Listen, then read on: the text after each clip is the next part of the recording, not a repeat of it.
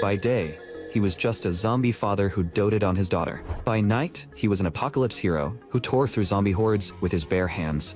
Because after being bitten by a zombie, this man somehow became an S-rank zombie himself. With just one look, he could terrify low-level zombies into submission. And in this world, zombies had evolved all kinds of abilities, including skill fusion, disguise, and replication. Just moments ago, he was supposed to end his own life. But then, a goddess with golden wings covering the sky suddenly descended. She gave him 99 chances to protect his daughter.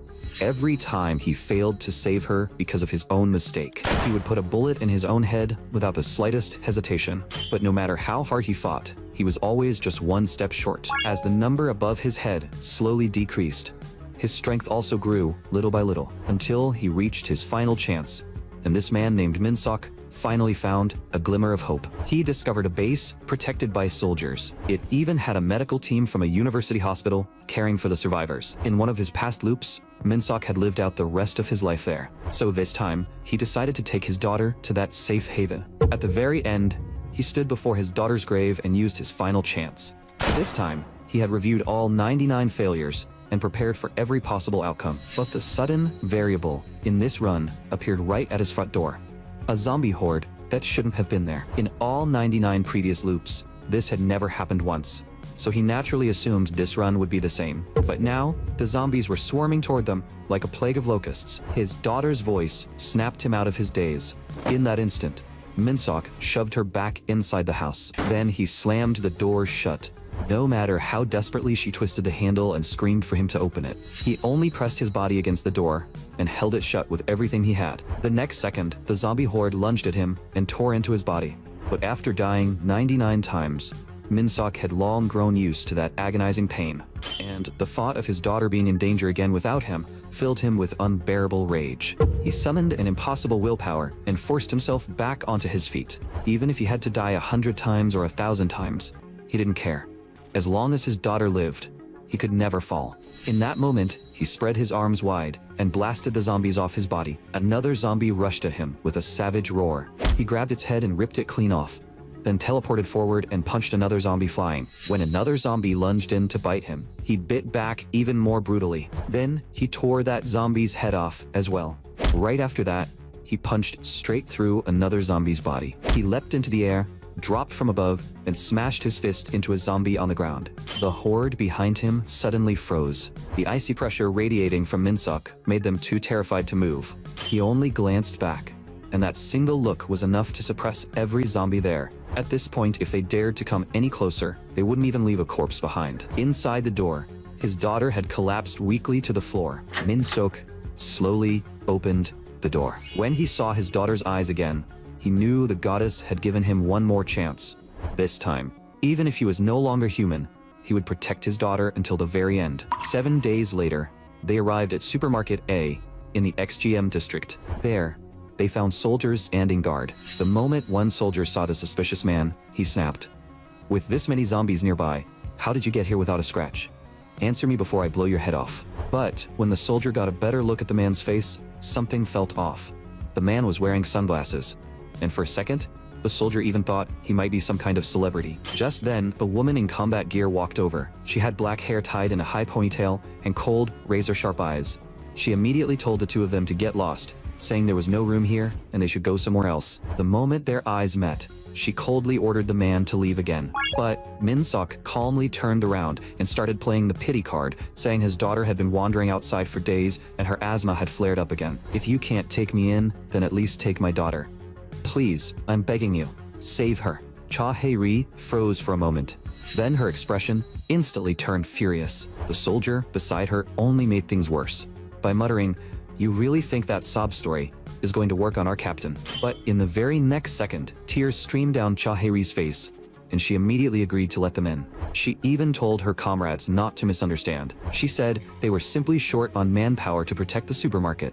The soldier beside her could only awkwardly remind her, "Captain, you should wipe your nose first." But once Cha Hae-ri made a decision, she wouldn't easily change it. After surviving 99 loops, Minsok already knew Cha Hae-ri's personality inside and out. She was as calm as a venomous snake. Yet, for some reason, any story about a parent sacrificing themselves could move her almost instantly. His daughter, Yu Dami, was now sulking because of the tactic he had just used. The soldier told them to follow him. But suddenly, Yu Dami's head started spinning. Minsok immediately let his daughter lean against his shoulder. He knew that if Dami didn't rest soon, things could become dangerous. After they went inside, Minsok saw another new variable. Because this building had never appeared in the previous slips. The soldier told them that 3 days ago, zombies had surrounded this place. So he and Cha Hai-ri lured the zombies into the building next door. Then they detonated the explosives they had planted in advance, blasting the zombies to pieces. The soldier believed that even if the zombies hadn't died, they should have been buried under the rubble.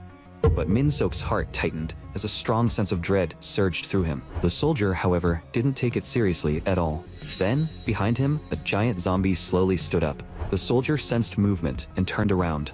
What he saw was a massive, rotten, horrifying zombie with blood-red eyes and a violent aura. Before he could react, the giant zombie raised its fist high and smashed it down. Cha Hai-ri tried to find a chance to close in, but the zombie's fist was already aimed at her. Thankfully, she was quick enough to dodge that terrifying blow.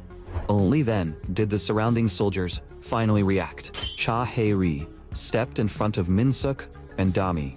Then she immediately ordered every soldier to open fire. Everyone pulled the trigger at once, concentrating their fire on the giant zombie.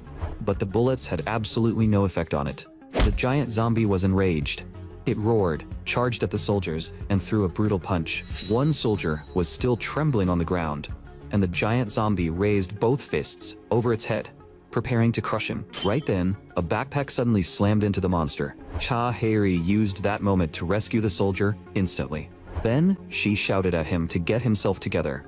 Only now did she realize that the monster this time was nothing like the ordinary zombies from 3 days ago. She turned her head and ordered Minsok and the others to run back into the supermarket. Minsok wanted to say something, but Cha Hai-ri had no time to listen and only yelled for him to run. Minsok realized this couldn't go on.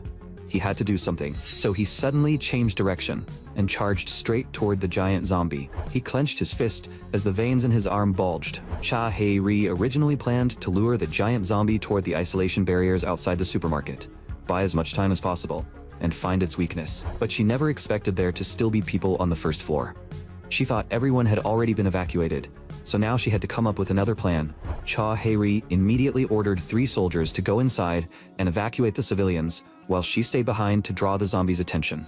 But when she saw Yu Dami, she realized her father was gone and thought Minsok had abandoned his daughter and run away. Yu Dami pointed toward the giant zombie, and Cha Hai-ri followed the direction of her finger. There, she saw Minsok tightening his fist and slamming it into the zombie lying on the ground. Right after that, he clenched his fist again and raised his arm high. Everyone was completely stunned.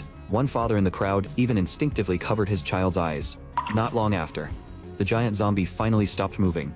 Only then did Minsek slowly stand up, dust off his clothes, and apologize to Yu Dami in the crowd. He had failed to keep his promise to her. He was just scared, terrified that Dami might get hurt. The moment he finished speaking, the atmosphere fell silent. Cha Hai-ri stared at Minsok with deep suspicion because what he had just done was clearly beyond human limits. She couldn't help but question what he really was. Minsok pushed up his sunglasses and formally introduced himself, saying his name was Minsok and that he was Dami's father. Yu Dami immediately became nervous, afraid that her father would reveal his zombie identity. But in the next second, Minsok casually made up an identity as a zombie expert. Cha Hai-ri still looked doubtful. Minsok continued explaining that after the zombies appeared, he had thoroughly analyzed their traits and weaknesses. He was glad he could be of help this time, and hoped they would take care of him from now on. So that was it. As if Cha Hai-ri would ever believe that. She drew her knife and held it against Minsek, making the atmosphere instantly tense. After all, that giant zombie couldn't even be killed by bullets, yet Minsok had beaten it down with his bare hands. On top of that, his eyes were blood red. Every sign pointed to one conclusion: Minsok wasn't human. Minsok had no choice but to keep explaining. He said guns could kill it, but the zombie had already been weakened by gunfire, and all he did was deliver the final blow. That giant zombie was a mutation formed by the fusion of 2 zombies. Its destructive power was terrifying, and its extreme defense was one of its main traits. Its weakness was the starting point of the fusion, which was its jaw, but it required the force of a hammer strike to kill it. As for his eyes, he claimed it was congenital melanin deficiency. The reason he wore sunglasses was because Cha Hai-ri's intense stare made him uncomfortable. Then he asked her, Do you still think I'm a zombie? Of course. Those excuses weren't enough to completely erase Cha-Hae-Ri's suspicion. But then she thought about it. What kind of zombie would risk its life to protect its own daughter? In the end, she agreed to let Min-Suk continue following them. However, she would still keep a very close eye on him. Just then, 2 soldiers hurried over to check the situation.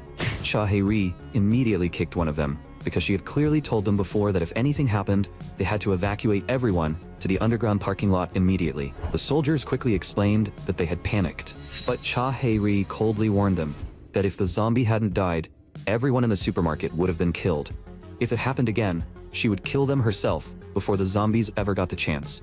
The soldiers immediately saluted Cha-Hae-Ri sharply, but the one who had been kicked was clearly starting to resent her. Meanwhile, inside the supermarket plaza, Yu Da-mi was still worried that her father's identity might be exposed. At the same time, she also felt like Min-Suk somehow knew Cha-Hae-Ri. Min-Suk told her that he simply judged from Cha-Hae-Ri's face that she wasn't a bad person. But the truth was, in a previous loop, he had fought alongside Cha-Hae-Ri as a teammate. Then Min-Suk said he needed to step away for a bit to get some food. He told Dami to be a good girl and wait for him, reminding her that she absolutely couldn't tell anyone about the strange changes happening to him. Yu Da-mi was also afraid that if others learned the truth, they might hurt Min-Suk, because if Min-Suk's condition was exposed here, everyone would fall into panic. Not long after, Min-Suk returned with a box of food and saw that his daughter had already fallen asleep, so he quietly walked over and gently pulled the blanket higher over her. The strange power that entered Min-Suk's body a week ago felt so familiar that it made him uncomfortable, almost as if it had been inside him from the very beginning. But there was something else that bothered him even more. The zombies were evolving far too quickly. The 100 zombies that had gathered outside his home had mutated in just 1 week. In all 99 loops Min-Suk had gone through, zombies had never evolved this fast. This run was already filled with unpredictable variables. What he couldn't understand was why the zombies were changing like this. Deep down, Min-Suk had a faint feeling that it might have something to do with him. He could sense that the zombies were looking for him, trying to eliminate both him and Yu Da-mi. Min-Suk didn't know whether they hated him or feared him, but one thing was certain. To the zombies, Min-Suk was also a variable. So Min-Suk went to an open area and deliberately lured the zombie horde toward him.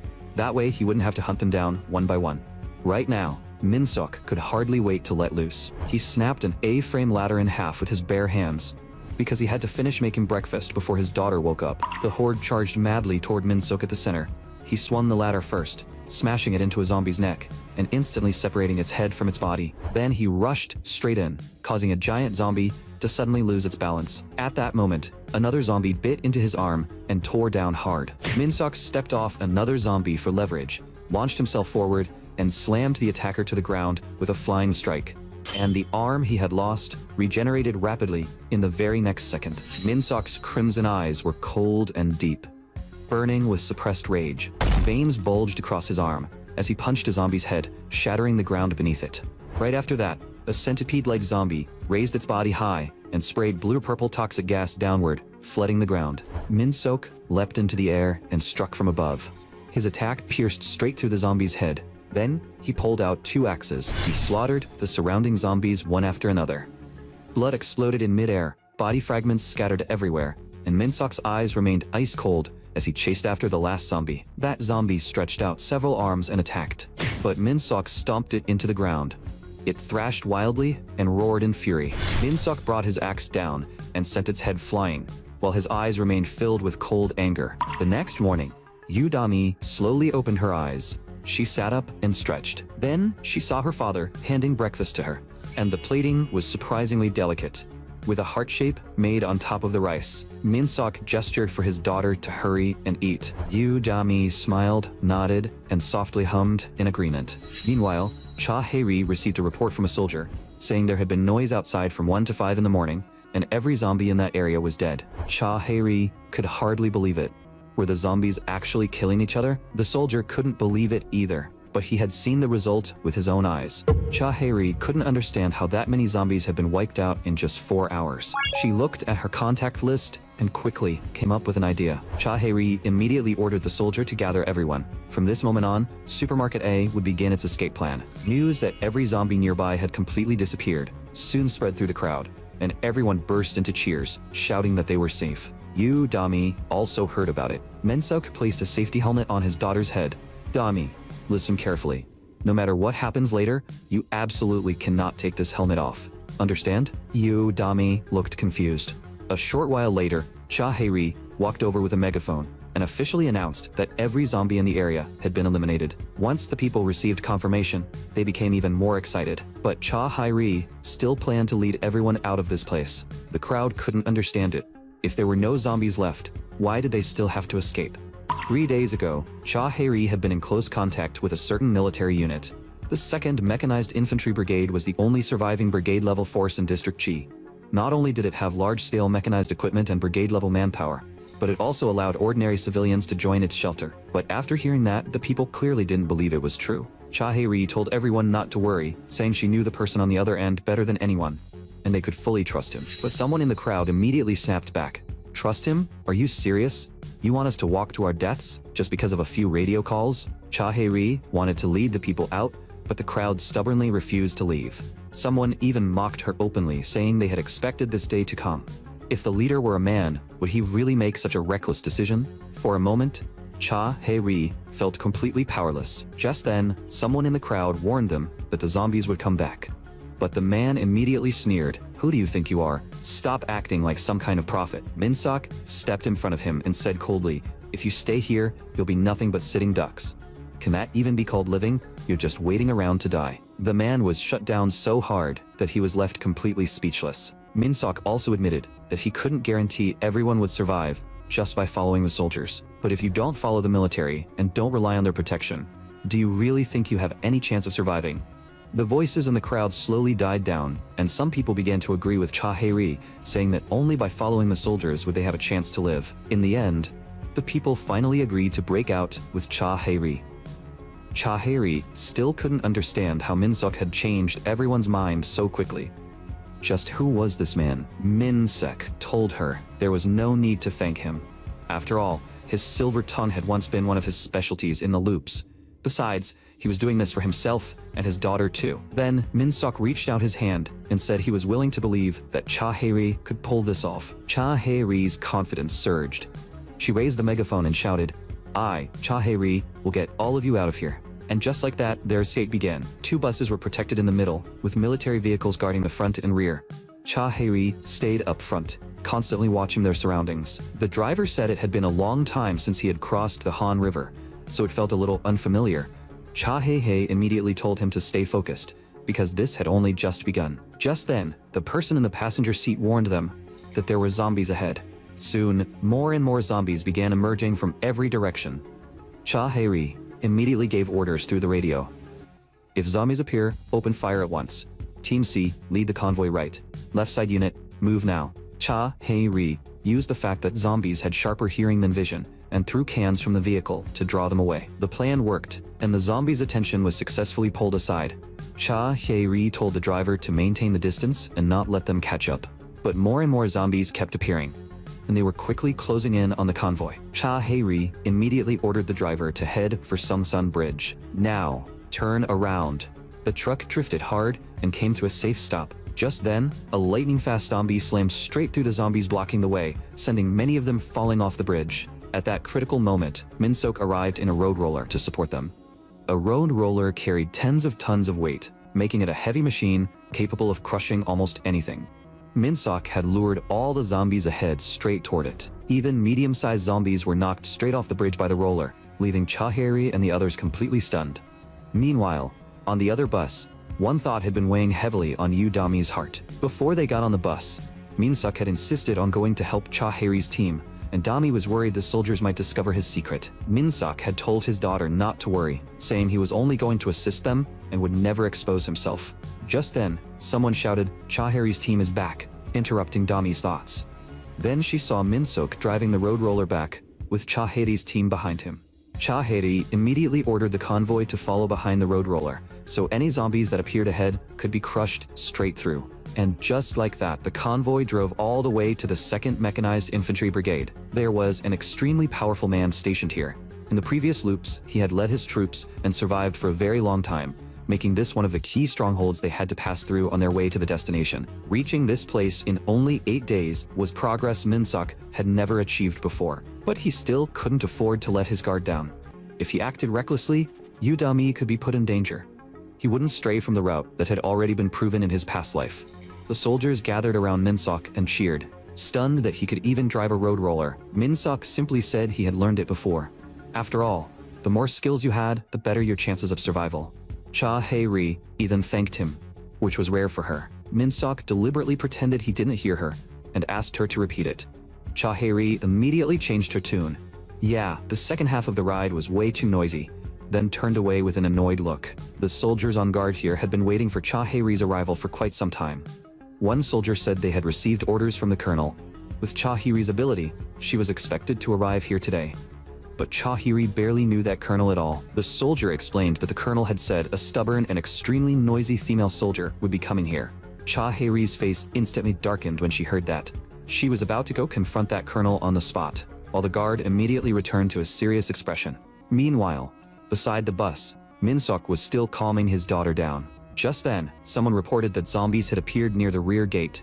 Cha Hei-ri was startled, only to learn that the colonel had personally taken troops to deal with them. But the soldier quickly corrected himself. Not exactly. It was more like the colonel asked, "Do you think I've gotten old?" After a brief silence, the soldier continued and said the colonel had gone to the rear gate alone. The sentry checked his watch, then reported, "Colonel, 27 seconds, a new record." Colonel Cha Peng-ho sighed with satisfaction. As expected of the strongest man in the infantry brigade, that axe swing felt incredible. A soldier on the watchtower suggested using guns against the zombies, asking what he would do if he got bitten. Cha Peng-ho dismissed the concern. How could I possibly get bitten? For someone on his level, one glance was enough to see an enemy's combat strength. Besides, with your level of combat power, what help could you possibly be to me? What a joke. The two soldiers had no way to argue back. Cha Peng-ho walked forward while loosening his muscles, grumbling. Aside from these useless fools, couldn't the heavens drop me at least one capable person? Just then, the medium-sized zombie actually climbed back up, making Cha Peng-ho narrow his eyes in confusion. The next second, the zombie suddenly charged straight toward him. But before it could reach him, Minsok drove the road roller over and crushed it flat. For a moment, no one even understood what had just happened. But Cha Peng-ho instantly became alert. He looked at Minsok behind him, and with just one glance, he could see the man's combat strength. In the end, Minsok's secret couldn't escape Cha Peng-ho's eyes. Before Minsok could even finish introducing himself, Cha Peng-ho's eyes flashed with killing intent, and he swung his axe down with murderous force. Fortunately, Minsok dodged the strike in time. The soldiers around them had no idea why Cha Peng-ho had suddenly attacked him. But when they looked more closely, they realized Minsok had actually grabbed Cha Peng-ho's axe directly. Cha Peng-ho immediately ordered them to return and trigger the red defense alarm, because this guy was a monster. Minsok slowly spoke. "Looks like I really can't fool your eyes, Colonel Cha Peng-ho." Cha Peng-ho hadn't even reacted yet. Otherwise, Minsok might have been split in half right then and there. If Minsok wanted to stay here, he first had to convince Cha Peng-ho. But words would never work on a man like him, so Minsok had to use the method Cha Peng-ho liked best. He took his stance and showed the colonel exactly who he was through action. Cha Peng-ho narrowed his eyes and asked, "Are you trying to challenge me? Well, live long enough and you really do meet every kind of lunatic." As Cha Peng-ho said that, he began removing his protective gear. Then he casually threw it onto the ground. "How did you know that kind of big talk would be exactly what gets me interested?" The moment he finished speaking, Cha Peng-ho leapt first and attacked Minsok. He was extremely curious to find out what kind of creature Minsok really was. At the same time, the red alarm rang throughout the base. Everyone now had to be evacuated to the shelter. Cha Hei-ri was wondering what had happened, and the soldier behind her was just about to explain. But then, a captain stationed here walked over and pointed his gun straight at Cha Hei-ri. Cha Hei-ri immediately demanded to know what they were doing. The captain said the monster that attacked the brigade commander at the rear gate had mentioned Cha Hei-ri's name. Cha Hei-ri didn't understand what monster he was talking about until Cha Peng-ho spoke and said that man's name was Minsok. Everyone looked confused after hearing that. But Udami's eyes widened instantly. Meanwhile, Minsok charged up and threw a punch.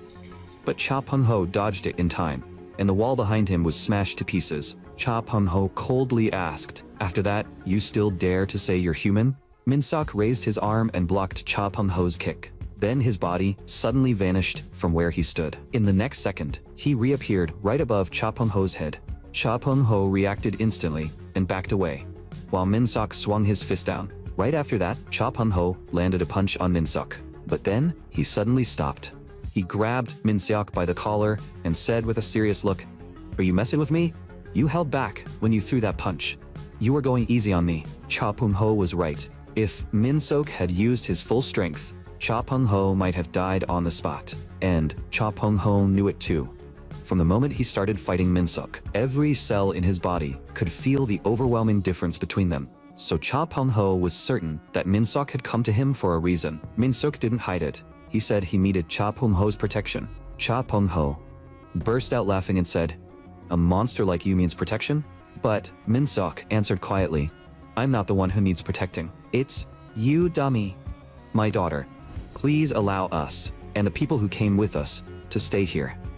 After saying that, Min Seok dropped to his knees. If Cha Pung-ho agreed, Min Seok was willing to do anything for him. That night, the people in the shelter heard that Min Seok was a monster, and because of his blood-red eyes, many of them began suspecting that he might be a zombie. At that moment, Min Seok was bound in heavy iron chains and locked inside a prison cell. Before he was imprisoned, Cha Pung-ho had agreed to take in the people who came with him. As for Min Seok, this dangerous man had offered to be isolated. If they couldn't trust him, they could lock him up. No matter how long it took, Min Seok would prove that he wasn't dangerous. Just then, a shadow appeared outside the window. It was his daughter. "You, Dami?" Min Seok immediately asked. "Dami, are you okay?"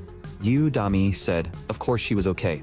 The alarm had been lifted, and she had been given permission to come out. Min Seok apologized to his daughter because once again, he had failed to keep their promise. But Yu Dami gently tapped Min Seok on the head. She said that if it hadn't been for Min Seok, everyone would never have reached this place safely. So please lift your head, because at the very least, your daughter will always believe in you. After hearing that, Min Seok finally smiled with relief. Yu Dami had to return before the 10 o'clock roll call, so their time together was over.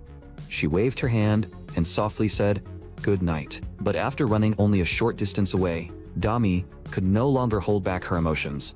She stopped and quietly wiped away her tears. Min Seok silently lowered his head as well. Just then, a soldier called out to Min Seok and told him that Cha Pung-ho wanted to see him. Cha Pung-ho pointed to a location on the map and said that 20 minutes ago, through an acoustic detector, he had discovered signals from a large number of survivors inside Bupabal Station. At the same time, they had also detected an unknown and abnormal frequency. The core of Cha Pung-ho's plan was rapid mobility, sending elite personnel in for the rescue. As he spoke, Cha Pung-ho pointed to himself first, then pointed at Min Seok. He brought up the promise Min Seok had made earlier. Min Seok snapped the chains apart with a sharp crack. Then he raised his head and asked, "When do we leave?" "Right now." The Gupabal Station rescue operation officially began. Meanwhile, the subway entrance in the southern area had collapsed and was completely blocked, forcing the survivors to sit together against the walls on both sides. A child softly called out, "Dad." The person beside them was clearly irritated by the noise. An older woman told the man not to be so petty. But then, the child suddenly noticed something on the ceiling and raised a small hand while calling for his mother. His mother felt a wave of unease and slowly looked up, only to faintly see half of a pale face. The next second, that face's eyes suddenly glowed crimson, its expression twisted with madness, and its mouth filled with sharp teeth. In reality, zombies had already surrounded them.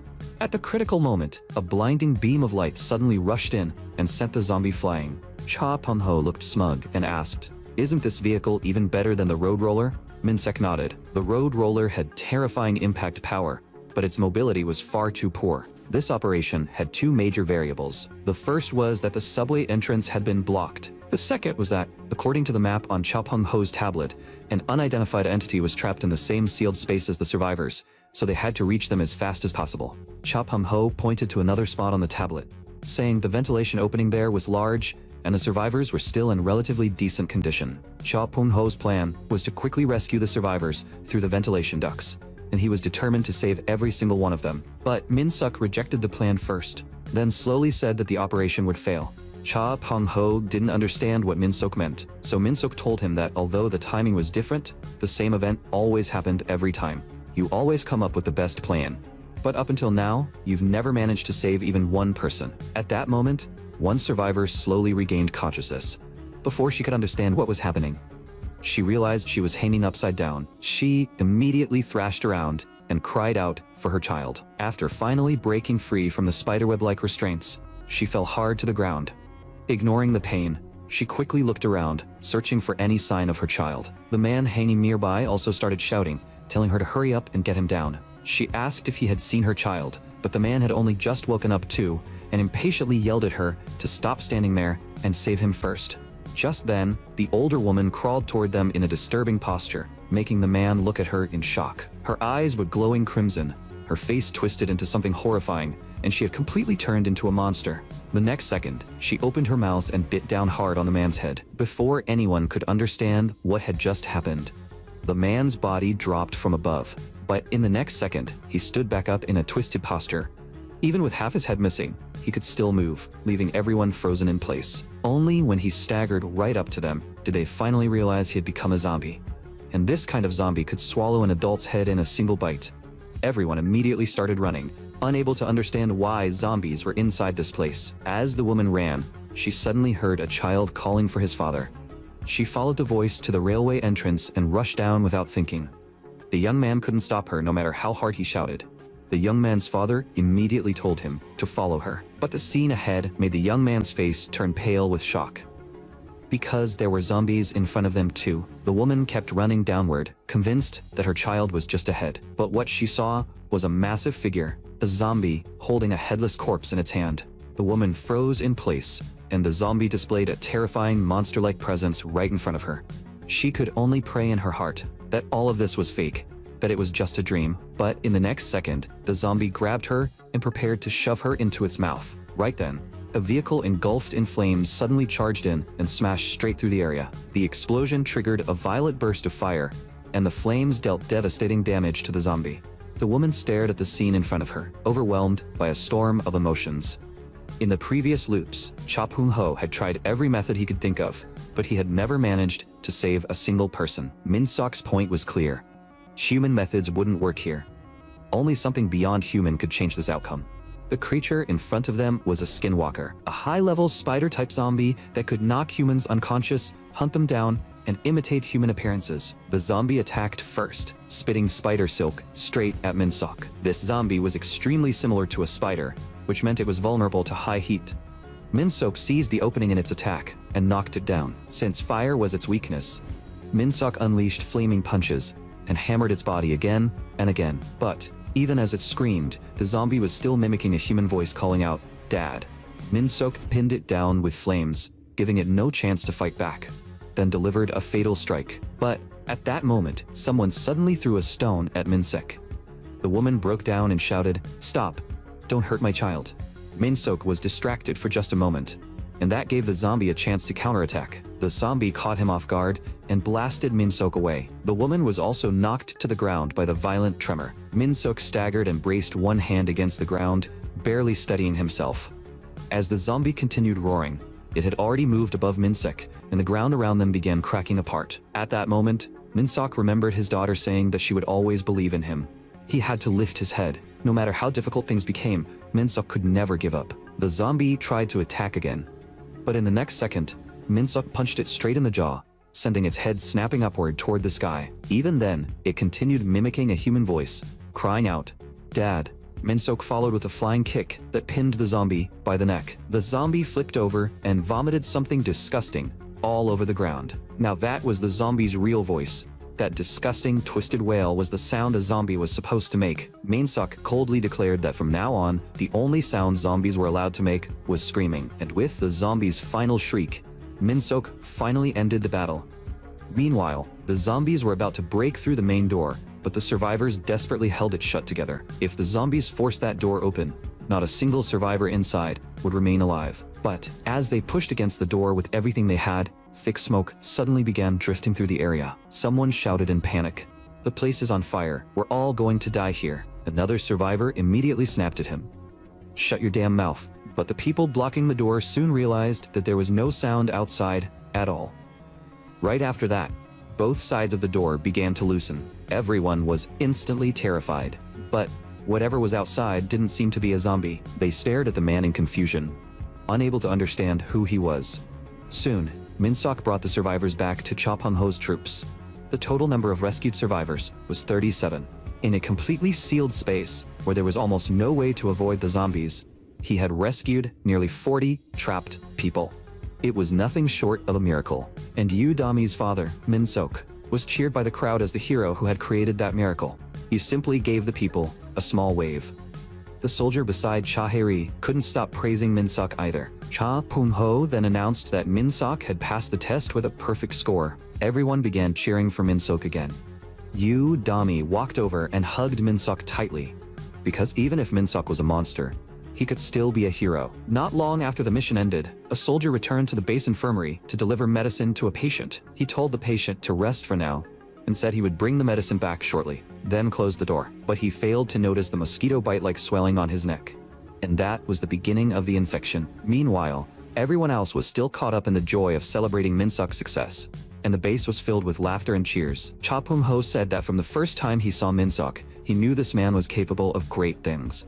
He just never expected Min-sok to do this well, and he would probably have to rely on him even more from now on. On a day like this, they should have been drinking until dawn, but they still had to hold back a little. Cha Pung-ho also thought about those who had left as hell before them, worried they might feel sorrow. So he held out a beer and raised a toast. To those who have already left as hell, and to us, who kept surviving until the end. Then the two of them clinked their drinks. But there was something Min-sok couldn't understand. He asked why Cha Pung-ho never asked how he knew the operation would fail, or why he had become a monster. Was he really not curious at all? Cha Pung-ho said his instincts had always been accurate, and he wasn't interested in Min-sok's story. In this hell, the one who kept risking everything to save others had always been Min-sok.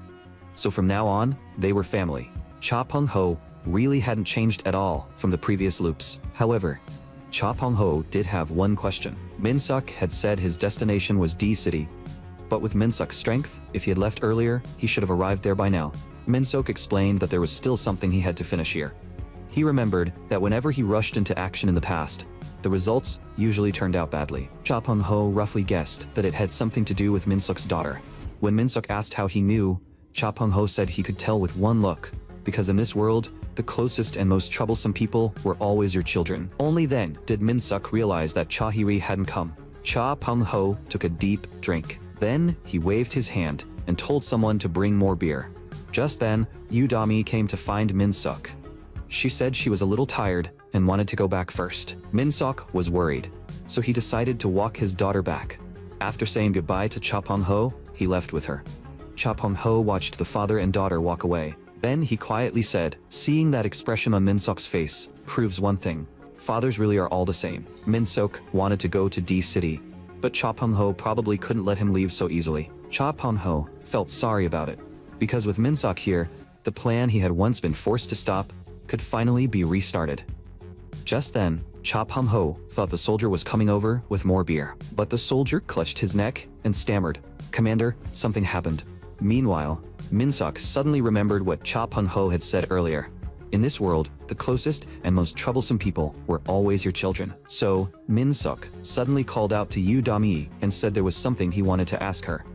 "I'm a zombie. Are you really not afraid of me, Dami?" Yu Dami said that even if Min-sok looked different from before, she would still see him as her father without hesitation. Min-sok asked again, "Are you really not afraid of Dad?" But she answered, "Of course I'm afraid." Min-sok's eyes widened instantly. What Yu Dami feared was that one day, Min-sok might attack her too. But she was too tired now. She didn't want to keep pretending anymore. She looked up and questioned Min-sok. "Where is my real dad, you damned monster?" Just then, Min-sok was snapped awake by his daughter calling him Dad. And only then did he realize everything that had just happened was only his imagination. Yu Dami looked at him in confusion and asked, "What are you thinking so hard about?" After a long silence, Min-sok finally said, "It's nothing." He was worried that something might be wrong after his daughter coughed, so he told Dami to go inside first. Then he prepared to get her medicine. But at that moment, a sudden chill surged through Min-sok. He abruptly called out to Dami, then reached his hand toward her. Dami was so frightened that she immediately shut her eyes. But Min-sok only clenched his fist tightly. Dami had no idea what her father was doing. When Min-sok opened his hand, there was a strange mosquito inside, and it was much larger than an ordinary one. The next second, the broadcast suddenly sounded a black alert, ordering everyone to take shelter immediately. Meanwhile, on Cha Pung-ho's side, a soldier who had been speaking to his superior just a second ago suddenly began convulsing and twisting, transforming into a horrifying zombie. Only then did Cha Pung-ho remember what Min-sok had told him before. The zombies were constantly evolving. They were becoming smarter, more cunning, and stronger, and the danger they posed to humanity would never stop. Cha Peng-ho grabbed the zombie by the throat. After all, he could bench press 230 kilograms, and his combat power was terrifying. He grabbed the zombie's head and ripped it clean off. The reason Min-seok had come here was exactly because Cha Peng-ho was here. Cha Peng-ho couldn't understand why zombies had appeared inside the base, so he immediately ordered his men to evacuate everyone to the shelter. When he saw them still standing there in shock, he roared, "Move! Do you all want to die?" Only then did everyone finally react and begin evacuating at once. Cha Peng-ho couldn't figure out how the virus had infiltrated the base. Then he noticed the wound on the zombie's neck. But before he could understand what was going on, a new wave of zombies charged toward him. Cha Peng-ho first sent a zombie flying with a kick. Then he grabbed a wooden stick nearby. The next second, he smashed it down with brutal force. He ordered one person behind him to get his gear and another to bring Min-seok here. Cha Peng-ho told them to move fast. "I'll hold the line here." He tightened his grip around the wooden stick. Then he swung upward and smashed a zombie head-on. This was Cha Peng-ho's territory, the kingdom he had built with his own hands. He drove the wooden stick straight into a zombie's throat. Then he lifted it up and hurled it away. Just then, another zombie suddenly appeared behind him, so Cha Peng-ho shoved the wooden stick straight into its mouth. But in the next moment, yet another zombie lunged from behind. Cha Peng-ho clenched his teeth and let out a furious roar. Meanwhile, Min-seok placed a safety helmet on his daughter's head. This time, he would not allow her to take it off. Yu-dami felt the protection was way too exaggerated, so she asked Min-seok, "What kind of zombie are we dealing with this time?" Min-seok explained that Moski was a mosquito-shaped ultra-small zombie. Once someone was bitten by it, they would eventually turn into a zombie. Min-seok had only seen this mutated type once in his past life, but that was no excuse for him to run away. If Yu-dami was killed because of it, then everything Min-seok had done would be for nothing. He knew Moski's subsidiary bodies would keep appearing, so he had to find the main body. Cha Hae-ri had also heard that mosquitoes were the source of the virus transmission. Minimizing exposed skin as much as possible was the advice Min-seok had given. Cha Hae-ri froze for a moment, then remembered what had happened between Min-seok and Cha Peng-ho. She clicked her tongue in annoyance. Even so, she immediately ordered everyone to cover their skin tightly and begin moving. The soldier beside her realized the brigade commander wasn't concerned about this at all, and for a moment, he had no idea what to say. Just then, someone standing on the wall spotted a zombie outside the base, and it looked extremely strange. After describing the zombie, he turned back to confirm the target again. Not far away, he saw a toad-type zombie crouching there. It was far larger than an ordinary toad, and its eyes were crimson red. The next second, it suddenly opened a massive mouth, even larger than its own body. From inside, it released a swarm of huge brass-colored mosquitoes. He immediately reported what he saw to Cha Hae-ri. Cha Hae-ri was shocked as well. The swarm of mosquitoes multiplied explosively, rising into the sky in a dense black cloud. Everyone who saw it was terrified. Cha Hae-ri immediately ordered them, "Run, get back inside the building." But then, she suddenly saw Min-seok launch himself into the air and fly into the sky, leaving her stunned by his movement. Before this, someone had come to ask Min-seok for support, but unexpectedly, he had refused to go. Min-seok said, "I'm just an ordinary person, and you're the soldiers." At that moment, Yu-dami placed the safety helmet on his head herself. She told Min-seok not to worry, because the mosquitoes couldn't bite her. Dami wanted everyone here to survive, but there was nothing she could do herself. So Yu-dami reached out her hand and said, "But Dad can do it." Min-seok accepted his daughter's request. This time, he would not only save Yu-dami, he would save everyone. Min-seok prepared a flamethrower. Next, he had to wipe out every mosquito. Min-seok arrived just in time and used the flamethrower to burn down a massive number of mosquitoes. The toad-type zombie stared straight at Min-seok. Min-seok also spotted the toad-type zombie. After they stared each other down for a moment, the toad-type zombie lowered its body to charge up, then sprang backward, leaping nearly 20 meters into the air. Its intention was obvious. Min-seok knew this thing planned to release the mosquitoes and run. When he saw Cha Hae-ri below, he jumped down without hesitation. Then he landed precisely inside the vehicle. Cha Hae-ri immediately asked, "Is that the monster that threw our base into chaos?" And she believed that Min-seok would have a way to deal with it this time too. Min-seok did have a way.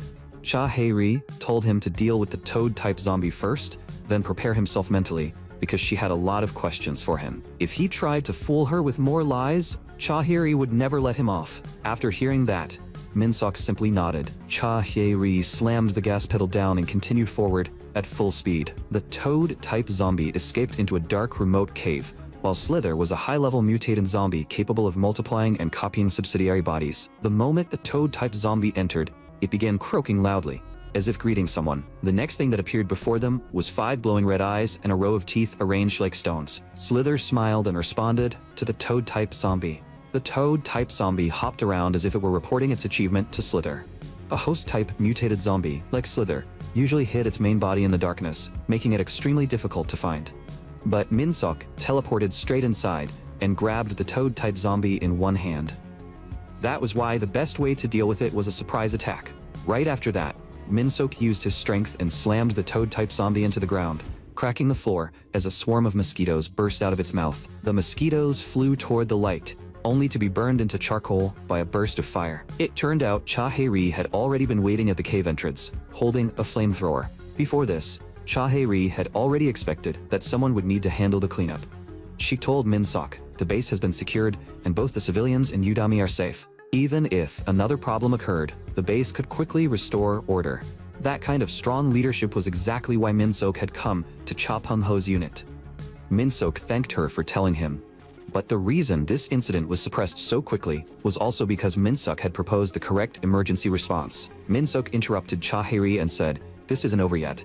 If we don't kill the host behind the toad-type zombie, the base will be in danger again." Cha Hae-ri realized they had to eliminate that thing first. The key was not giving Slither any opening at all. Min-seok suddenly fell silent for a moment, then slowly said, "This alone isn't enough." Slither's greatest trait was excessive proliferation. Its subsidiary bodies would keep multiplying, and their numbers could become impossible to estimate. They shared an interconnected symbiotic relationship. As long as even one subsidiary body survived, the host could regenerate. Cha Hae-ri asked Min-seok, "Does that mean there's no way to solve it?" But this time, she still believed Min-seok would have a solution. And yes, Min-seok did have one. He slammed his fist into the wall. The cave entrance collapsed, sealing the opening completely.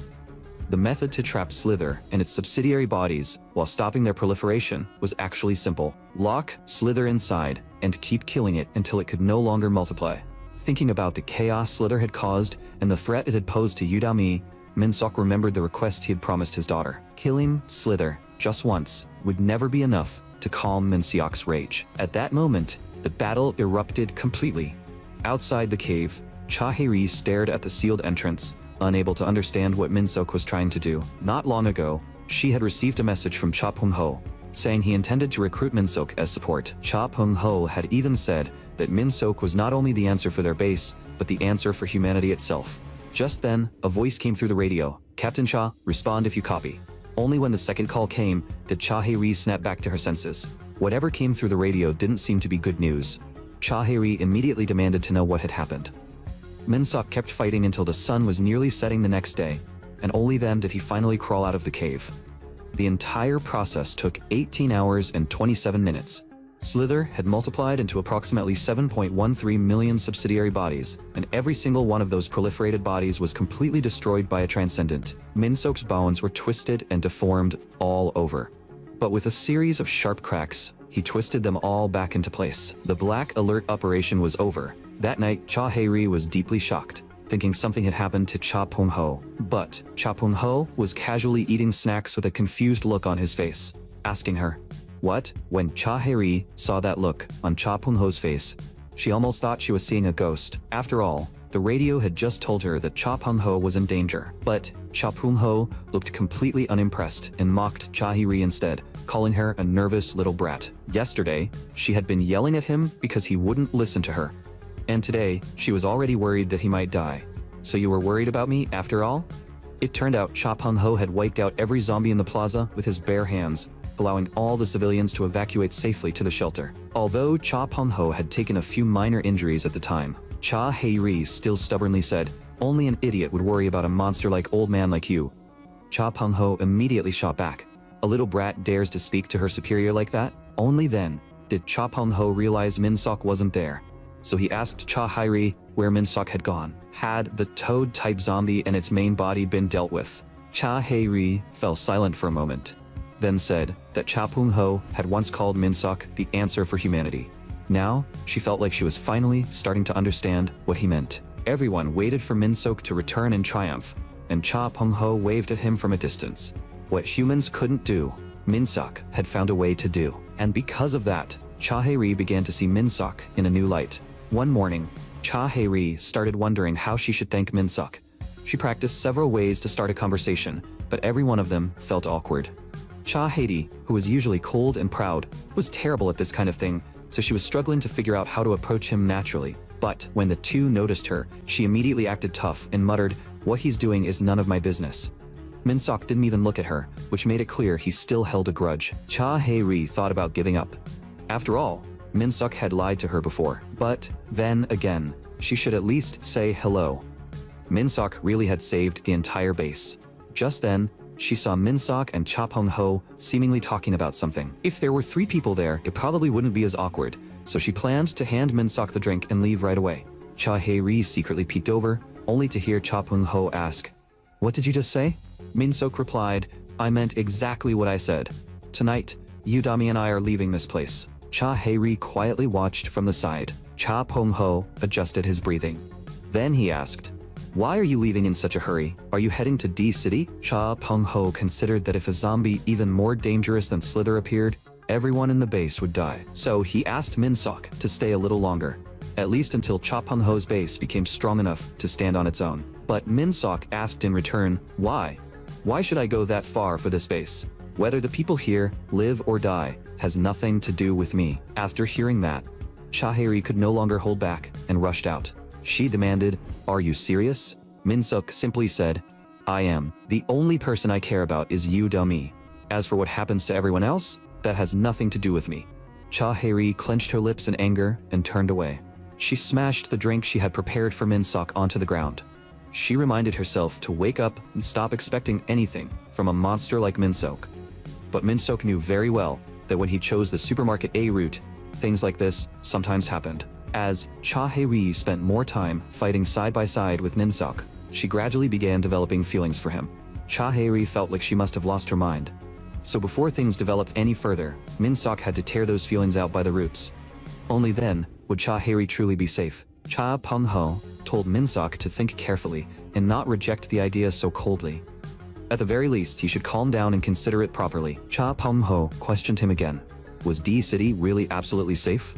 He planned to work with Min-seok to turn their base into the strongest shelter possible. Min-seok admitted it was a good proposal, but with their current strength, they still couldn't make it happen. Because they were already out of time. In the previous loop, Slither had appeared in the 10th year. But this time, it appeared in just 10 days. If other high-level zombies appeared at the same speed, this place would become ruins before it ever had the chance to grow stronger. So Min-seok had already decided that he would take Udami to D City today. Before leaving, he would wipe out every zombie in the surrounding area. Min-seok touched the familiar road roller. He was going to crush every zombie nearby into the ground. Min-seok was absolutely determined to take Udami to D City today. However, he still had one proposal. "Colonel Cha, aren't you curious too? After all, your dream is to build the perfect shelter. So please come with me and witness the fate of that shelter with your own eyes." And with that, the D City expedition officially set out. A candle in the wind. 2 weeks ago, they were like candles flickering in the wind.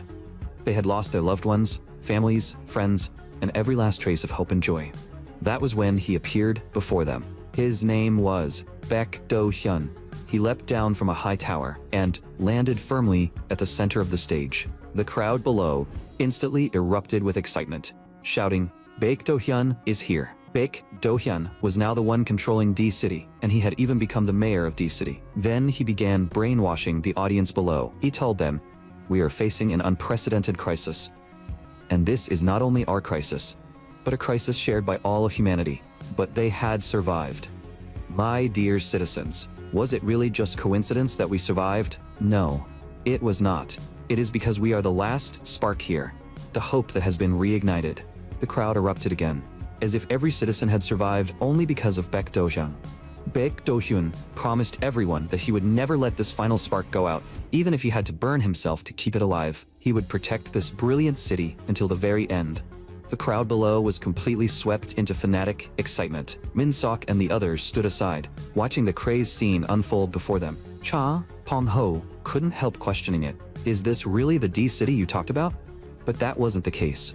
Even Min-sok was seeing this version of D-City for the first time, along with this strange man named Baek Do-hyun. In the previous loop, it had clearly been the Blue Hawk unit that rebuilt D-City. So why had the Blue Hawk unit now been reduced to what looked like simple assistance? More importantly, Min-sok didn't see the heroic leader of the Blue Hawk unit. Where had Shin Ji-woo gone? New questions immediately rose in Min-sok's mind. What kind of variable had occurred in D-City? And who exactly was Baek Do-hyun? Just then, Baek Do-hyun continued speaking, saying, "There is one more thing worth celebrating today. Our goddess has sent new companions to this city. These are the ones. Please welcome them warmly." At that moment, a smoke grenade suddenly flew over. The next second, a thick cloud of smoke exploded in front of Baek Do-hyun. Everyone immediately bent down and covered their mouths and noses. Min-sok, worried about Yu-da-mi, while wondering who had thrown the smoke grenade. As the smoke slowly scattered, they saw Baek Do-hyun coughing violently. Then a person wearing a gas mask suddenly appeared. The figure pressed a gun directly against Baek Do-hyun's head and pulled the trigger. The citizens were instantly thrown into shock and panic. Baek Do-hyun was shot and collapsed to the ground. Baek Do-hyun's soldiers immediately rushed forward and pinned down the person wearing the gas mask. But when they removed the mask, they discovered that the attacker was actually Shin Ji-woo. The moment Min-sok heard Shin Ji-woo's name, his expression changed. So that man was Shin Ji-woo. Shin Ji-woo shouted, "Citizens, it's over now. Please, come to your senses. Don't you realize you've been deceived by Baek Do-hyun this whole time?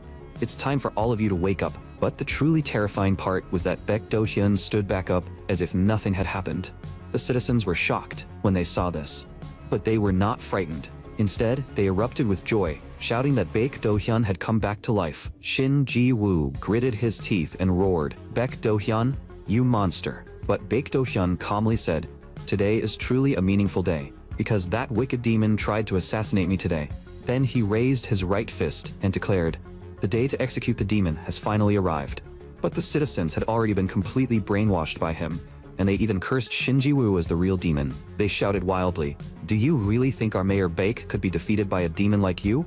Execute that demon immediately." Baek Do-hyun merely raised one hand, and the entire crowd instantly fell silent. He spoke gently, saying, "My dear citizens, thank you. The reason I could rise again before death is because all of you are with me. You are the true city of miracles." The citizens fell into complete fanaticism, as if the goddess had descended into their hearts and reignited the dying spark. This shining chapter of history would be opened by the people themselves. The final spark will never go out. D-City will live forever. The city of miracles. The audience below erupted with excitement once again. Min-sok and the others watched this insane scene in shock. But deep inside Min-sok, one question had always remained. And now, the truth was finally beginning to surface. After experiencing that strange event, was Min-sok really the only one who had turned into something completely different from before? The source of the unease he felt when he saw D-City and everything he had experienced so far began fitting together like the outline of a complicated puzzle. At last, the truth was placed right in front of him. Baek Do-hyun was a zombie, just like Min-sok. That night, Cha Pong-ho's subordinates urged them to return to the base, saying this place felt extremely strange. The infrastructure was excellent, but the people here weren't normal. One of them specifically pointed out that Baek Do-hyun, that blindfolded lunatic, was the strangest of all. He believed the shooting during the day had been staged, and it made him sick to watch. He also thought the intruder had been arranged in advance, because he had seen the scene with his own eyes at the time. That Baek Do-hyun guy was still smiling even after being shot. It was a textbook performance. No one knew what kind of show they would put on at tomorrow's execution ceremony, so it would be better not to get involved. The soldier beside him agreed, saying that if they stayed here any longer, they would only get dragged into trouble. Cha Pong-ho told them to wait outside because he needed to speak with Min-sok alone. The two men didn't dare disobey the colonel's order, so they quietly stepped out. While Yu-da-mi felt a faint sense of unease, Min-sok nodded to his daughter, signaling that she didn't need to worry. Then he sat down across from Cha Pong-ho. Cha Pong-ho got straight to the point and asked, "Tell me first, is Baek Do-hyun a monster like you?" Min-sok calmly replied, "So you noticed it too?" In truth, Cha Pong-ho had been able to tell at a glance that Baek Do-hyun, just like Min-sok, didn't seem human at all. For a moment, he had even suspected that Min-seok and Baek Do-hyun were working together to deceive him. Min-seok immediately denied that guess. If that were true, Yu Da-mi would be in even greater danger. To Baek Do-hyun, Min-seok was also a variable. Cha Pung-ho said he understood, then asked if they could reach a conclusion now. Cha Pung-ho planned to take them back to the base. He trusted his base to be sturdy, but after being away for too long, he still couldn't feel completely at ease. D-City's infrastructure was certainly tempting, but his dream was to restore the entire country, and this place was more suitable than anywhere else to become humanity's forward base for reconstruction. But the D-City before them was already completely swallowed by fanaticism. It was basically beyond saving. Just like his subordinate had said, staying here any longer would only drag them into trouble. So they should return now. The moment he finished speaking, Min-seok agreed. The next morning, Min-seok arrived at the gate of Saber Tower. The guards quickly noticed him. Min-seok briefly introduced himself and said he had come to visit Baek Do-hyun. But the guard apologized and told him that Baek Do-hyun wasn't accepting visitors. So Min-seok asked, "Then can you deliver a message for me? Once he hears it, he'll definitely want to see me." Soon, Baek Do-hyun's voice rang out. "Citizen Min-seok, what do you want to say to me?" Min-seok calmly replied, "You should have already heard it, right? That's exactly why you're letting me in, isn't it?" Last night, Min-seok had told Cha Pung-ho that Baek Do-hyun would never let them leave easily because this place was essentially one giant cult. In other words, they would strongly resist outsiders leaving this place. Min-seok knew very well how insane a cult like this could become under extreme circumstances. If things reached that point, they could be badly injured or even lose their lives. And if Baek Do-hyun was the same kind of being as him, then Baek Do-hyun would definitely feel uneasy too. Cha Pung-ho grew impatient and told Min-seok to get to the point. What exactly was the plan? Min-seok's plan was to reveal his true identity to Baek Do-hyun. Cha Pung-ho couldn't understand how that was supposed to be a strategy, but Min-seok had prepared a special introduction, one that would make Baek Do-hyun suspicious while keeping him from acting recklessly. After all, in a place like D-City, this town wasn't big enough for the two of them. Baek Do-hyun spoke again. "Citizen Min-seok, I'll give you one more chance. Explain yourself." Min-seok calmly said, "I'm the same as you. I'm someone chosen by the goddess." Baek Do-hyun narrowed his eyes. "So you're saying you're an agent of the goddess, just like me, Baek Do-hyun." Min-seok slowly raised his head, his crimson eyes faintly glowing, and confirmed it. At that moment, Baek Do-hyun finally began to feel uneasy. He muttered, "I see." In the next second, he instantly slammed Min-seok to the ground. "What the hell do you think you are? Daring to compare yourself to me? Come on, let me see for myself. Are you truly someone chosen by the goddess, or just a cunning demon wrapped in lies?" Baek Do-hyun loved the feeling of standing above everyone while the masses bowed beneath him. But this time, he smelled something that made him deeply uncomfortable, and it was the first time he had ever smelled it. Baek Do-hyun followed that scent and quickly walked toward Min-seok. He coldly asked Min-seok, "What is your name?" As Min-seok stood before him, the unpleasant scent that irritated Baek Do-hyun became even stronger. The scent that had annoyed him yesterday hadn't faded, and today it was even more pungent.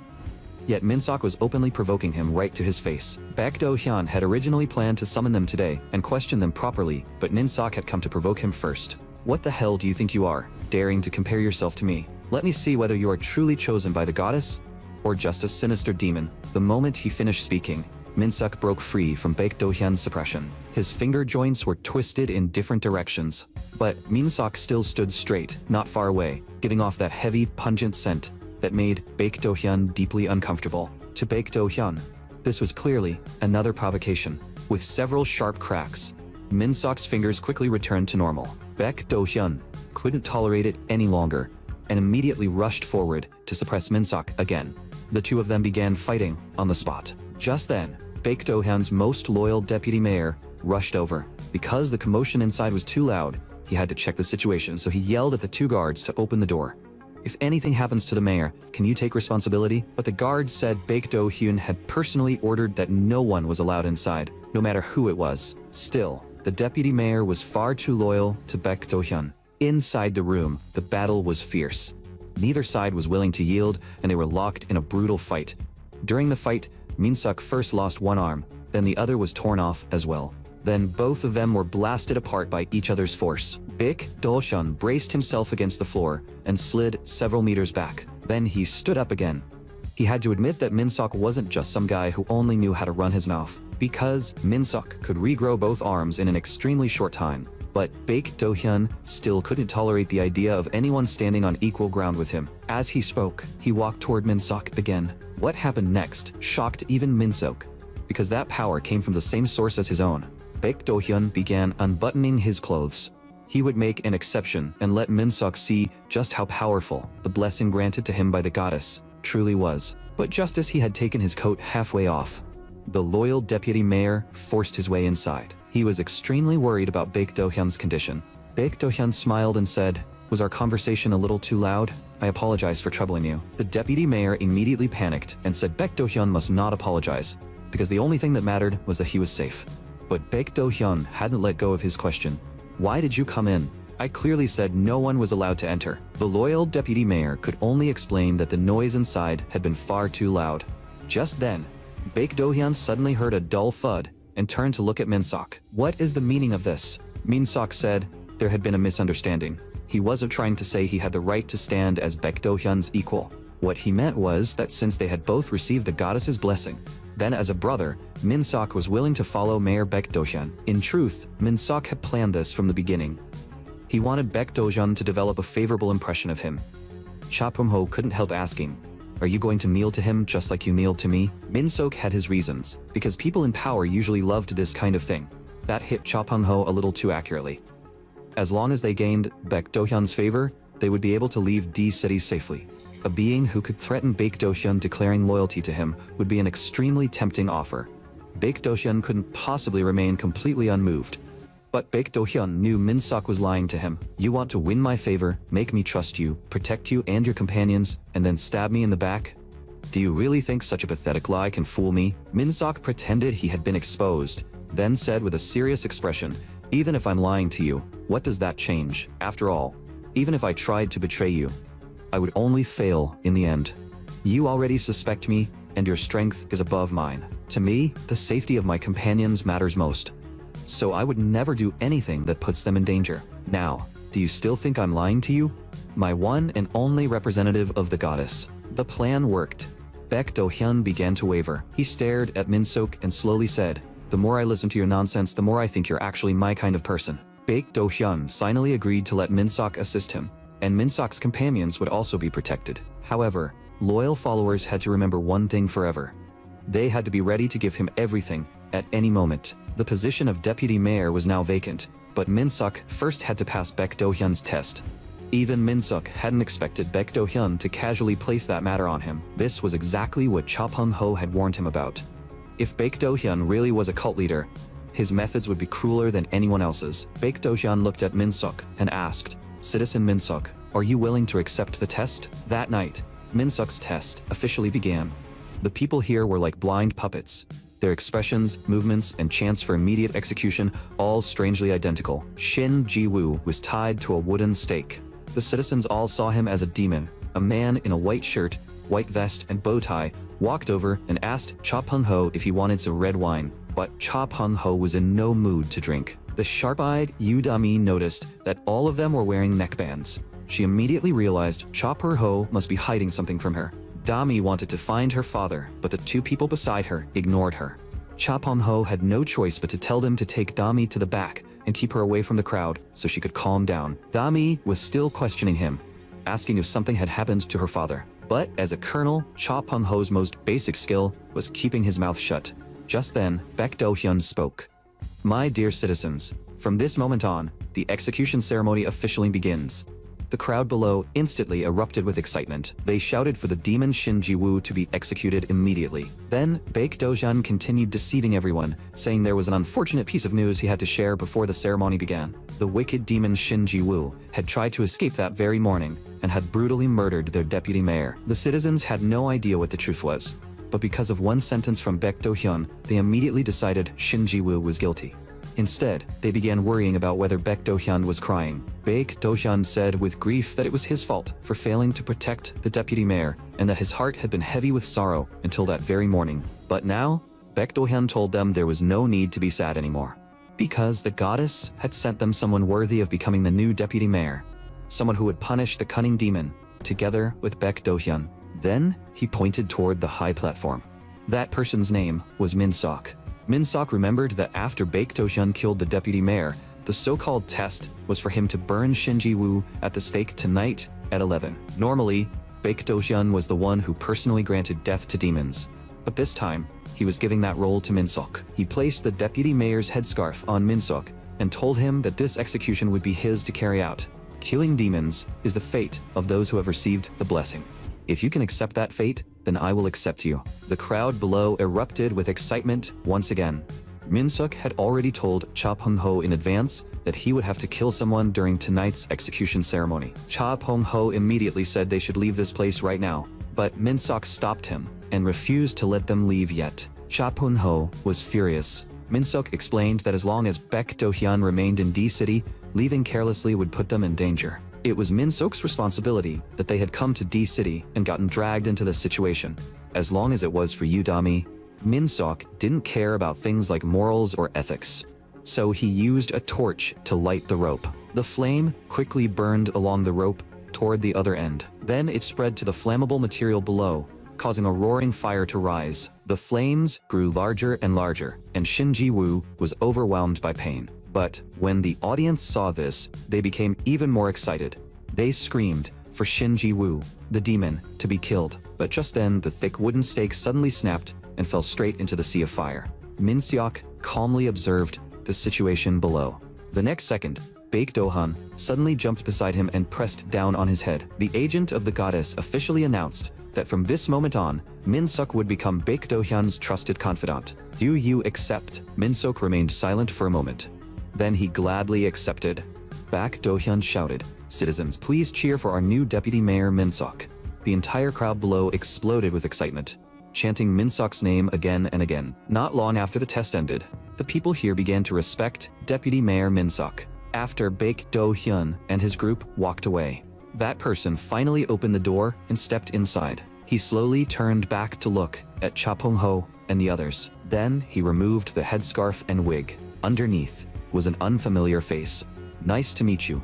I'm Shin Ji-woo, captain of the elite squad under the Blue Hawk Unit headquarters." Cha Pung-ho wasn't surprised. He only sighed that Min-seok really was a madman. After all, Min-seok had said before that he didn't care about things like morals or ethics, but this time, he didn't actually need to go that far, because they were running out of time. Min-seok had told Cha Pung-ho to listen carefully. Tonight, while earning Baek Do-hyun's favor, he would use a body double trick to rescue Shin Ji-woo. Meanwhile, inside the sea of flames, Min-seok slowly walked out of the fire. And this was a method only Min-seok could pull off. The next day, Baek Do-hyun personally supervised the staff as they prepared the venue, all to hold the grandest deputy mayor inauguration ceremony for Min-seok. And Min-seok only arrived at the scene then. He apologized to Baek Do-hyun for being late. Baek Do-hyun remembered how Min-seok had shown no hesitation when executing the demon last night, and that actually made him feel pleased. He grabbed Min-seok's face and warned him never to be late again. "Because I hate dogs that don't obey their master." Min-seok had no choice but to obey, for now. Since there was still some time before the event began, Baek Do-hyun invited Min-seok to have tea with him first. Meanwhile, Baek Do-hyun was still completely in the dark. He believed Shin Ji-woo had been burned cleanly, leaving behind only a small part of his remains, such as his right arm. Shin Ji-woo thought he had prepared himself mentally, but when he actually saw it, he still found it hard to accept. Min-seok's skin had been burned and rotted by the fire, and sneaking away from everyone's eyes to meet Shin Ji-woo hadn't been easy.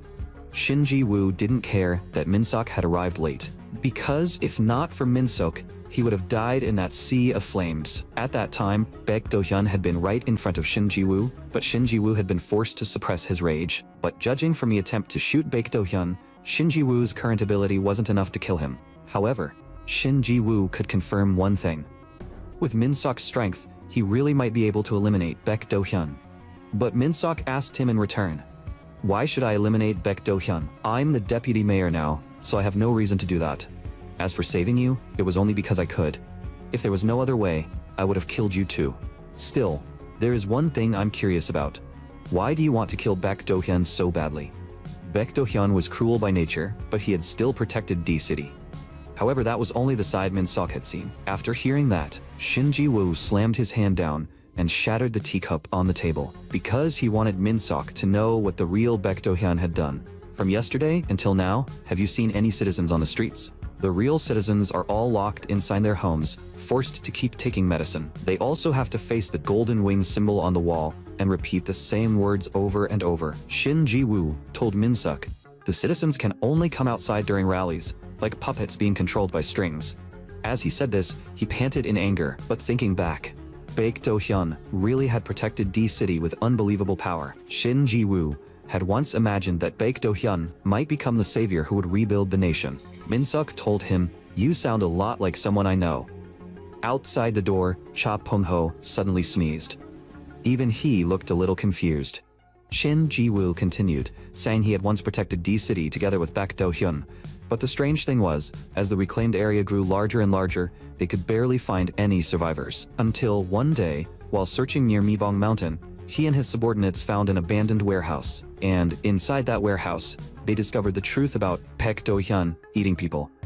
Baek Do-hyun was below, devouring citizens, while many more people were hung up alive above him. When Baek Do-hyun looked up, he realized they had seen everything. At first, Shin Ji-woo froze for a few seconds before finally realizing that the monster in front of him was Baek Do-hyun. By then, his helmet had already been knocked away by Baek Do-hyun. His subordinates had also fallen into complete chaos. Even the scar on his head was a real wound left from that day. That was why Shin Ji-woo begged Min-suk, please, help me return D-City's citizens to normal.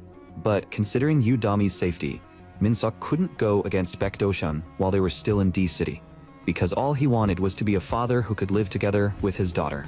Just then, Min-suk saw Udami walking over with toiletries in her hands, something she had brought for him to use. Min-suk worried that Dami might have overheard their conversation, but she had only just arrived and hadn't heard anything. Min-suk took the toiletries and told his daughter to get some rest early. At that moment, Shin Ji-woo had one more thing to tell him. Do you really think Baek Do-hyun has nothing to do with you? Every citizen here is forced to attend Baek Do-hyun's rallies. Didn't you notice anything strange there? Among all those citizens, why were there no young women at all? Min-suk pretended to go have tea with Baek Do-hyun, but in truth, he had already made his preparations. Once he received the message through the micro-receiver that Cha Pung-ho and the others had already evacuated, Min-suk could finally fight without holding back, and he poured all his power into his hand. The next second, he rushed forward at sonic speed, aiming straight for Baek Do-hyun's head, and tore his head off in one strike. Anything that threatened Udami had to be completely eliminated by Min-suk. Meanwhile, Cha Pung-ho and the others had successfully escaped D-City. One soldier thought it was almost too easy for them to get out, wondering if they had been worried for nothing. But the soldier beside him said things hadn't become easier. If they were truly allowed to move freely, why would those fully armed guards have that kind of expression? They had simply received an order they absolutely could not disobey. In other words, this method had the highest chance of success. As long as Udami could be protected safely, Min-suk didn't care what happened to himself. Seeing the worried look on Dami's face, Cha Pung-ho tried to comfort her. He said Min-suk had already told them yesterday that he would come back as soon as he finished handling things, so there was nothing to worry about. The old Min-suk had always been like a fool, constantly putting himself at a disadvantage. Even when it wasn't his fault, he would always apologize first. Dami used to hate seeing her father act like that. There was even a time when a man threw a cigarette butt at Dami, but this time she felt like Min-suk had become a completely different person. She had never seen him so furious before, and last night she had seen that expression again. Even after they had gotten some distance away, when she looked back, she still saw Min-suk wearing the same expression as before. Dami didn't want to ask anything else. She only wanted to confirm one thing. Dad will come back safely, right? Cha Pung-ho gently tapped her on the head. Don't worry, Min-suk's precious daughter is still here, so he will definitely come back. Cha Pung-ho promised that Min-suk would return soon. After hearing that, Dami nodded softly. But when Cha Pung-ho said those words, his hands slipped slightly on the steering wheel. He looked at the cold sweat in his palm and silently told himself that he must never doubt Min-suk's strength. But Min-suk still had to be prepared, because Baek Do-hyun was absolutely not an easy opponent. Min-suk was just about to turn back and check the situation, when Baek Do-hyun had already rushed right in front of him. He punched Min-suk back, sending him sliding several meters across the ground. I trusted you so much. Why did you betray me? Baek Do-hyun reattached his head. This guy truly wasn't easy to deal with. Min-suk told Baek Do-hyun, I was never on your side to begin with. Baek Do-hyun blocked one strike, but Min-suk's next punch was already prepared. Baek Do-hyun was still mocking Min-sok, because deep in his subconscious, he believed his power could suppress him. "You can never beat me." But in the next second, his arm was brutally twisted and broken by Min-sok. Right after that, Min-sok slammed another punch into him. With a thunderous impact, half of Baek Do-hyun's body was blown away. Before he could react, Min-sok had already teleported right in front of him. Baek Do-hyun was stunned by his speed. That punch smashed into him again, and Baek Do-hyun had no time to dodge. Before the half of his body that had just regenerated could even stabilize, Min-sok tore off one of his legs too. Baek Do-hyun thought it was impossible. Just moments ago, that man's strength had only been enough to bend his fingers. So how had he become this strong in such a short time? Min-sok continued gathering power, ready to press the advantage, because running away wouldn't solve anything. Sooner or later, Baek Do-hyun would find them. There was only one solution, and that was to end him here. Just as Min-sok's attack was about to land, someone suddenly opened fire on him. That brief interruption gave Baek Do-hyun the chance to dodge. Two subordinates rushed in to support Baek Do-hyun, but Baek Do-hyun grabbed them instead and turned them into his own nourishment. Min-sok immediately charged forward again, but Baek Do-hyun sent him flying with a single punch. Min-sok crashed into the base of the wall before finally stopping. When Min-sok focused his eyes, he realized Baek Do-hyun's body had expanded several times over. Baek Do-hyun roared, "This is absurd. I turned you from trash into a star, and now you want to end me? Then try it. Today, I, Baek Do-hyun, will show you just how much the goddess loves me." As it turned out, the cult leader Baek Do-hyun had once tried to run away with the money when the zombie outbreak began, only to be caught by his own followers. He had walked straight past the people begging for help, clutching a bag of cash as he tried to escape. When the followers realized Baek Do-hyun had stolen the money for himself, they immediately captured him, and the punishment for Baek Do-hyun was execution by fire. He screamed in agony inside the flames. At that time, the person who took over the cult told everyone that Baek Do-hyun's heart had been stolen by a demon. The god of Garyong is furious at his evil deeds. Only by gouging out his wicked eyes and burning his filthy body can the god's wrath be calmed. As Baek Do-hyun burned in the flames, he desperately wished someone would save him. Just as he was about to be swallowed by the fire, the goddess with golden wings covering the sky suddenly descended. She granted Baek Do-hyun a certain power. The next second, a massive blast erupted from the sea of flames, and the people finally sensed that something was wrong. They saw Baek Do-hyun slowly walking out of the fire. He told everyone that he had received the blessing of God. "I am the agent of God." Back in the present, Baek Do-hyun crouched down.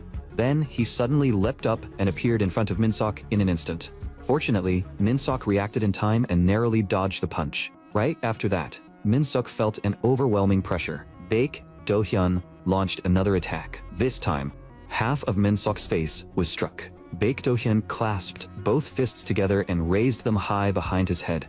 Then he smashed them down again, but Min-sok jumped away, causing the attack to miss. The next second, Baek Do-hyun appeared in front of Min-sok again. He grabbed Min-sok by the head and hurled him away, sending him tumbling across the ground for dozens of meters. Baek Do-hyun slowly walked toward Min-sok, still mocking him. "Trying to fight me with that little strength? Pathetic.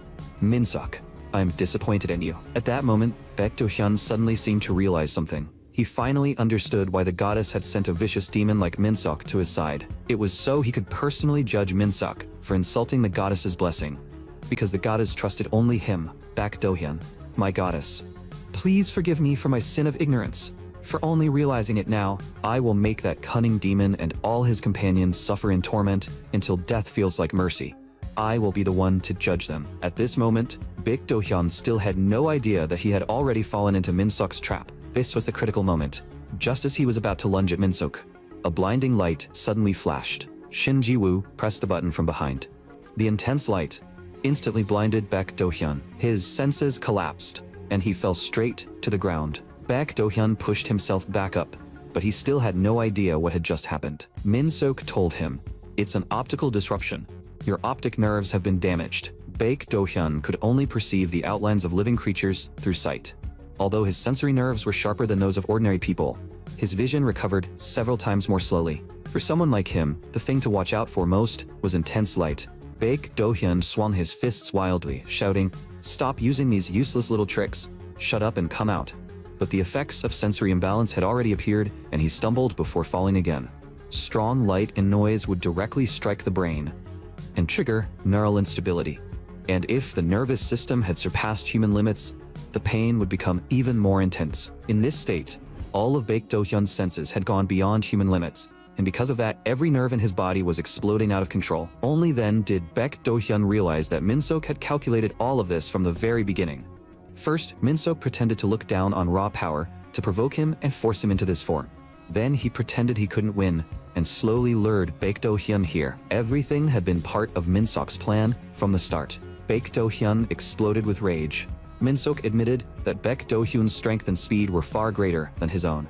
Baek Do-hyun, you really have received an enormous amount of love.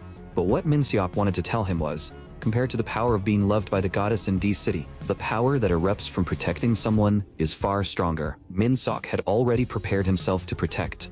So what came next was simple. He would keep beating Baek Do-hyun down. He would beat him until he could no longer recover.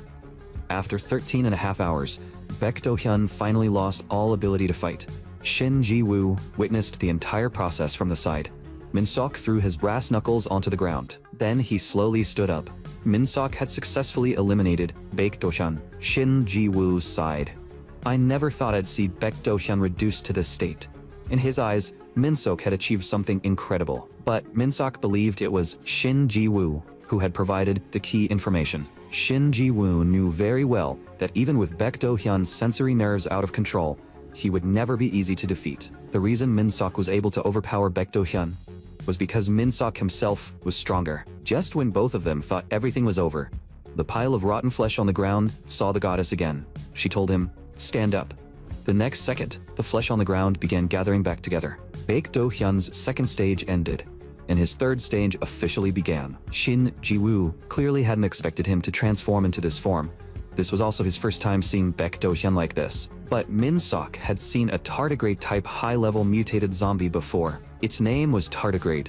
Only now did Min-seok realize that Baek Do-hyun's true identity was actually a high-level, mutated zombie. He grabbed Shin Ji-woo and ran outside. If Baek Do-hyun really was Tardigrade, then its defining trait was becoming tougher the more it was attacked. The two of them sprinted outside, while Tardigrade's body grew larger and larger behind them. Meanwhile, the person waiting to host the rally still hadn't seen Baek Do-hyun arrive. He had heard a huge commotion coming from Baek Do-hyun's side, but 3 hours had passed and Baek Do-hyun still hadn't appeared, making him wonder if something had really happened. Someone beside him immediately told him to stop overthinking it, saying he clearly had no idea what kind of man Mayor Baek was.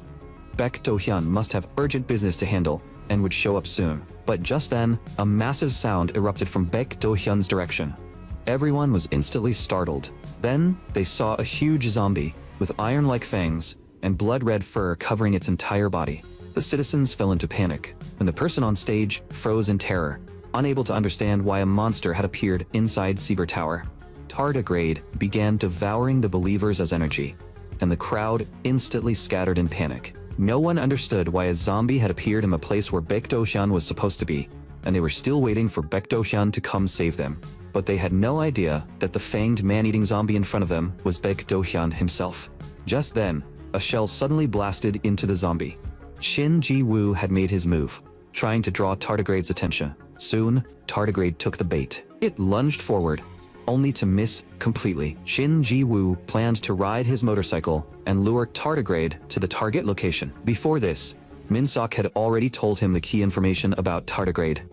Its outer skin was tougher and more impact-resistant than high-strength steel, and whenever it was attacked, its tissue structure would become even more solid. Shin Ji-woo lured Tardigrade all the way toward the Saber building, but falling debris caused his motorcycle to flip, throwing him hard to the ground. Lying beneath Tardigrade's feet, he saw the monster towering over him like a shadow blocking the sky. Tardigrade opened its massive bloody mouth. Now, Shin Ji-woo only had to wait for Min-seok to act and draw it fully into the trap. This plan had also come from Min-seok. Tardigrade's outer shell was nearly indestructible, but its internal organs were extremely fragile, so he had Shin Ji-woo lure the zombie to the Saber building, where Min-seok would finish it off. Min-seok took out the chainsaw he had prepared in advance. He pulled the starter cord, and the sharp roar of the chainsaw rang out. The next second, Min-seok leapt into the air and dropped straight into Tardigrade's mouth. Not long after, the chainsaw burst out from inside Tardigrade's body. Tardigrade screamed in agony. Minsok began widening the wound from the inside. Once Tardigrade's body had been completely cut open, Minsok crawled straight out from inside it. Then he started from the top of Tardigrade's head and sawed downward all the way through. Shin Ji-woo was completely stunned. The citizens at the scene were also shocked by what they saw. From the distant mountain, Cha Peng-ho and the others witnessed Tardigrade being sliced apart, layer by layer. Not long after, Minsok sawed Tardigrade's head to pieces. Tardigrade, the high-level mutated zombie, was finally completely destroyed. D-City was about to be reclaimed. After Baek Do-hyun was cut into pieces by Minsok, only his head remained. Yet he still felt smug when he heard the citizens calling out. He still believed the citizens needed him more than anything. Minsok hadn't expected Baek Do-hyun to still be able to speak, and even he had to admit the man was stubbornly resilient. Baek Do-hyun told Minsok, "I won't die. Even if this body rots away, as long as the citizens continue to fear and revere me, I will live forever in this city." Minsok stepped directly on his remaining head and coldly said, "You're still stupid to the very end. You've already forgotten that there's one person in D-City who doesn't revere you at all." Baek Do-hyun was instantly startled, because at that moment, the giant screen was playing footage of him eating people. The citizens could hardly believe their eyes. Only then did they learn that the dead deputy mayor had also been killed by Baek Do-hyun. The footage showed him devouring young women inside the warehouse, with many more victims strung up above him. As the close-up of Baek Do-hyun eating people remained frozen on the giant screen, Shin Ji-woo stepped back onto the stage. The citizens finally learned the truth, and some were shocked to see that Shin Ji-woo was still alive after surviving the monster. But even with the truth right in front of them, many of them still couldn't fully believe it. Minsok had already included this in his plan because he knew that once Baek Do-hyun disappeared, D-City would inevitably fall into chaos. So to stop that chaos, a new leader had to appear, and Minsok believed Shin Ji-woo would do a better job than Baek Do-hyun. Even if the old Shin Ji-woo had lacked confidence, the man he was now had to step forward. He had to repeat the truth with his own mouth. Everything Baek Do-hyun had done was meant to control the citizens,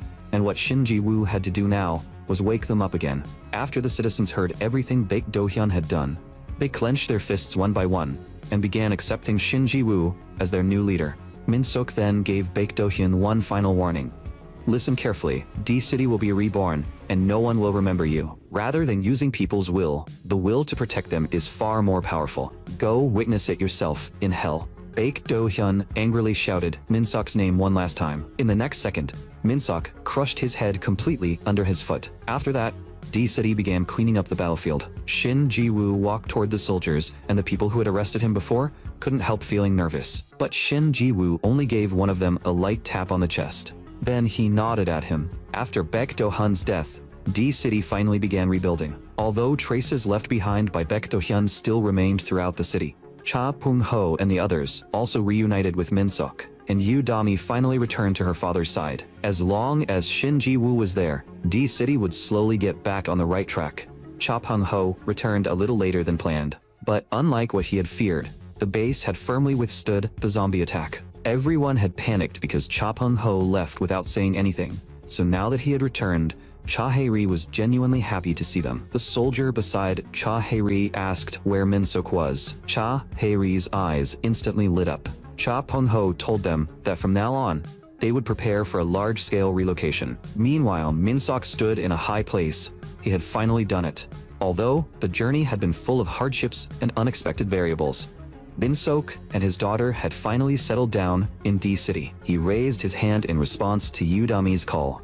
But after everything he had gone through, he had also discovered an unpleasant truth. In this life, no matter how strong a shelter was, as long as zombies still existed in the world, Yu Dami's future safety could never be perfectly guaranteed. So Minsok had only one option left.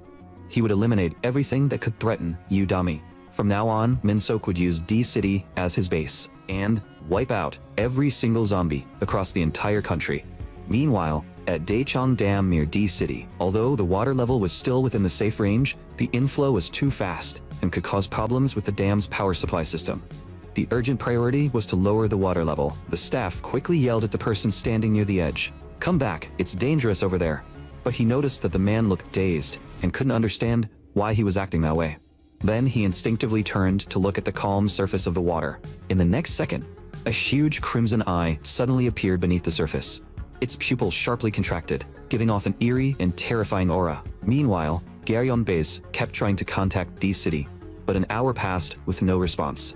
In the end, they concluded that every city seemed to have been taken over by zombies. Just then, he suddenly received information that a massive number of zombies were gathering within a 10-meter radius, and those zombies were charging straight toward them. So he immediately asked the commander what they should do now. The commander took a few steps toward the gate. Then he picked up the key on his chest and ordered everyone to move underground immediately. But his subordinates quickly tried to stop him, because using that method could lead to the destruction of every city. The commander told them, "The cities have already been destroyed. Only this method can give us a chance to strike back." Another soldier was still anxiously waiting for a response from the cities. Just when he thought there would be no hope left, one city suddenly connected to their communication channel. He immediately turned back to confirm the situation, and it really was a reply from an operation unit. The commander looked at the key in his hand and decided to believe one more time. The reason Gyeong had become a top-tier fortress was because not even a single drop of water could seep inside. On top of that, they had the zombie commander to raise everyone's morale. As long as they could reclaim even one city, they would still have a chance to fight back. But just then, something seemed to drip down from above. The commander looked at the key and noticed a drop of water from an unknown source, making him feel both confused and uneasy. When he looked up, he found a transparent gel-like mass hidden inside the ceiling, with droplets of water still falling from it.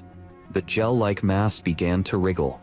The next second, it suddenly opened a crimson pupil as large as a wheel. 1 week after D-City began rebuilding, Cha Pung-ho was communicating with Min-sok. In response to Min-sok's urging, Cha Pung-ho said preparation took time. Moving more than 2,000 people was no small task, and he still felt like they weren't fully ready. Min-sok asked, "Have you convinced everyone?" Cha Pung-ho laughed and said, "Of course, except for someone." When Min-sok asked who, Cha Pung-ho replied, "You already know the answer. It's obviously Cha Hae-ri." At that moment, Cha Hae-ri was doing handstand push-ups, already reaching number 46. But she kept thinking about the conversation between Cha Pung-ho and Min-sok, especially that one line, "Whether the people here live or die has nothing to do with me." Just then, an image suddenly flashed through her mind. Her arms lost coordination, causing her to fall hard to the ground. Cha Hae-ri sat up, as if that fall had finally snapped her awake. Cha Pung-ho told Min-sok, "That little girl still can't believe your words." Min-sok could understand that. After all, someone trained personally by Cha Pung-ho would never fail to understand how important this relocation was. Colonel Cha was right. D-City had just been reclaimed, but it now had to face threats that could arrive at any moment. Its current combat strength was absurdly weak. Meanwhile, Cha Pung-ho's army was the strongest force in name and reality. If they could take root and grow in D-City, it would become the first true stronghold. Min-sok told Cha Pung-ho, "Finish preparations as soon as possible. I'll complete everything on my side before you arrive." Gyeongdae was the heart of every military force under the Ministry of National Defense. Min-sok told Shin Ji-woo, "I'm going to Gyeongdae." Min-sok had already made up his mind. In the previous loop, when he arrived at D-City, its military power hadn't been very strong. The zombies that appeared back then weren't as terrifying as they were now, and Shin Ji-woo's command alone had been enough to defend against them. But several years later, he discovered a top-secret classified document inside the Dunsan government complex. According to that document, beneath the joint headquarters at Gyeongdae, there were high-performance military assets completely hidden from the outside world. If D-City could obtain those powerful weapons, even the high-level mutated zombies that appeared later could be crushed with ease. But now, they no longer had years to wait. Before another variable appeared, they had to obtain the powerful equipment needed to protect D-City. Min-sok looked in that direction and saw two people approaching. One was Second Lieutenant M. Jung-hyun from Shin Ji-woo's unit. The other was First Lieutenant Han Ta-ni. These were the two people Shin Ji-woo had specifically sent. They had been locked in the exhibition hall basement after resisting Baek Do-hyun. They were deeply loyal, willing to sacrifice their lives to complete an order. Even Baek Do-hyun had once wanted to recruit them instead of killing them. Shin Ji-woo believed they would definitely be helpful to Min-sok. After all, the underground path to Gyeongdae was extremely dangerous. So Min-sok asked, "Are you ready?" They both nodded at the same time. And so, Min-sok led the two of them toward the heart of the military, Gyeongdae. Meanwhile, the landline inside the Daecheong Dam office kept ringing, but no one answered. After that massive and bizarre incident, everyone here had already been dried out, leaving no one to handle the situation. The water level at Daecheong Dam kept rising, even spilling over the dam, while the water pressure shot up rapidly. Soon, cracks began appearing across the dam. In the end, The flood broke straight through it. Meanwhile, inside Gyeongdae's underground top-secret area, zombies had somehow appeared. They seemed to be drawn by something and suddenly charged in the same direction. The next second, a shell blasted straight into the zombies' faces. Then the team launched a fierce assault inside. When killing zombies, they refused to waste even a single extra bullet. The zombies that were shot down tripped the other zombies behind them. After they eliminated every zombie closest to them, Han Tani removed the protective gear from her head. Inside this top-secret area, both the second lieutenant and first lieutenant performed well. Even though they hadn't fought for some time, their skills hadn't declined much. But compared to the man leading them, their strength seemed insignificant. After all, Min-seok was the one who had helped Shin Ji-woo and Baek Do-hyun and restore D-City to normal. Judging by how easily he wiped out zombies, his presence was overwhelmingly intimidating. Min-seok smiled at Han Tani. That made Han Tani blush slightly. To hide her embarrassment, she pretended to cough. As for Jung-hyun, his evaluation of Min-seok was, with his strength, one person would be enough. But Min-seok said, "You'll be a great help to me, because from this point on, even I'll start having a hard time." Min-seok remembered that in the previous loop, this was an area they had to pass through on the way to the weapons cache. Once the door opened, 2 mid-level zombies would launch an ambush. He remembered it clearly because right here, inside the small auxiliary room behind the northern side, they had found 11 bodies that had died only recently, and all of them were uninfected human corpses. Those people had endured in this dark space for more than a year, but in the end, they still failed to escape. Thinking of that, Min-seok finished entering the password. This time, he hoped he could save them. As a second lieutenant, Jung-hyun was observant. He immediately noticed that Min-seok knew the exact location and password of the top-secret area, so he asked why. Min-seok only said, "It's a long story. In short, I saw it in an important document. Once the door opens, zombies will launch a surprise attack. From this moment on, we are officially entering the underground area." The group waited cautiously for the door to open, but when it did, they saw people standing inside, and there was more than one of them. When Jung-hyun and Han Tani saw the survivors, they both felt relieved, thinking Min-seok's prediction had finally been wrong this time. But then they noticed the tense expression on Min-seok's face, as if even he couldn't fully understand what was happening. When they looked at the survivors again, they realized those people weren't normal at all. The head of a high-level mutated zombie slowly began to appear. Finally, its true form was revealed. In the end, Min-seok had been right. Then, fleshy insects began crawling out from inside the door. One of them suddenly sprang up and opened its fanged mouth. Taking advantage of Jung-hyun's moment of carelessness, it burrowed straight into his body. The next second, Jung-hyun felt violently ill, and his whole body began trembling. Then tentacle-like things burst out of his eye socket, still growing wildly, and more tentacles even began emerging from his back. Han Tani didn't run. Instead, she tried to wake Jung-hyun up, but at that moment, Min-seok grabbed her wrist. Then he picked her up and immediately ran. This thing hunted living hosts and took over their bodies. It was an omnivorous parasitic mutated zombie, and its reproduction speed was extremely high. Both zombies and humans could become its hosts. The survivors here had all already been parasitized, and even Min-seok didn't understand why these things had appeared here. Now, Min-seok had to stay focused while avoiding the zombies. At the same time, he absolutely couldn't let the parasites leave this place, or D-City would be in danger. Meanwhile, at the shooting range, Shin Ji-woo praised Yu Dami for improving her accuracy compared to the morning. But her horizontal deviation while shooting was still too large, so she would need intensive training before being tested again. He asked, "Dami, do you understand?" Dami said, "I understand." Before this, Dami herself had asked Shin Ji-woo to train her, because in an apocalypse like this, a girl like her would have a hard time surviving. The only reason she had survived until now was because Min-seok had always protected her. So even if she couldn't be much help, she didn't want to keep dragging Min-seok down. Dami asked Shin Ji-woo to arrange training for her because this was the only way she could protect herself. And so, she had trained for 5 full days. If an ordinary female trainee had faced this level of intensity, she probably wouldn't have lasted. But Dami was doing well, and her willpower was far beyond normal. She truly was Min-seok's daughter. Just then, a soldier rushed over to report an emergency. Shin Ji-woo thought it was a zombie attack, but the soldier directly told him, Daechung Dam has been destroyed. Shin Ji-woo could hardly believe it. That afternoon, communications with Daechung Dam had suddenly been cut off, so they sent people to confirm the situation and found that all the managers were dead, while the dam had suffered massive damage. Shin Ji-woo immediately asked about the disaster situation. According to the expected route, the water should have flowed along the Gum River basin and drained toward Nonsan, but this time, the water seemed to have a will of its own. It suddenly changed direction in an emergency shift, and was now flowing toward Gyeongdae through Gyeryong Stream. At Gyeryong Stream, just as the soldier had said, the raging water was surging toward Gyeongdae, and it was during that incident that Min-sok asked Shin Ji-woo a question that left him shocked. "Can you kill me?" Shin Ji-woo thought he had misheard, and immediately asked Min-sok, "What do you mean?" Min-sok said, "Ever since I was reborn in this strange body, one question has always remained in my mind. Can I actually die?" And it was only after his battle with Baek Do-hyun that he finally found the simplest way to kill himself. Shin Ji-woo immediately ordered an alert to be issued and demanded that every person deployed to Gyeongdae be rescued. He also ordered every department to enter emergency combat readiness. Someone worried that it would be too dangerous for Shin Ji-woo to go alone and suggested forming a special task force right away. But there was no time and no spare manpower, so Shin Ji-woo only told him, "Keep reporting every situation directly to me."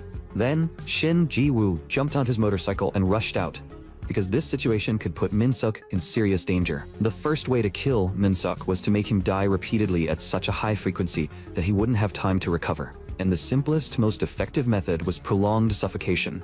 Only that could make Min-sok truly die. Meanwhile, beneath Gyeongdae, Min-sok and the others were being relentlessly chased by a high-level mutated zombie. Han Tani kept firing at the parasites chasing them from behind. Even then, Min-sok still found time to tease Han Tani. "You can shoot that accurately in that position?" Her cheeks instantly heated up, and she told him, "Save that kind of talk for later. The real question is what we should do now."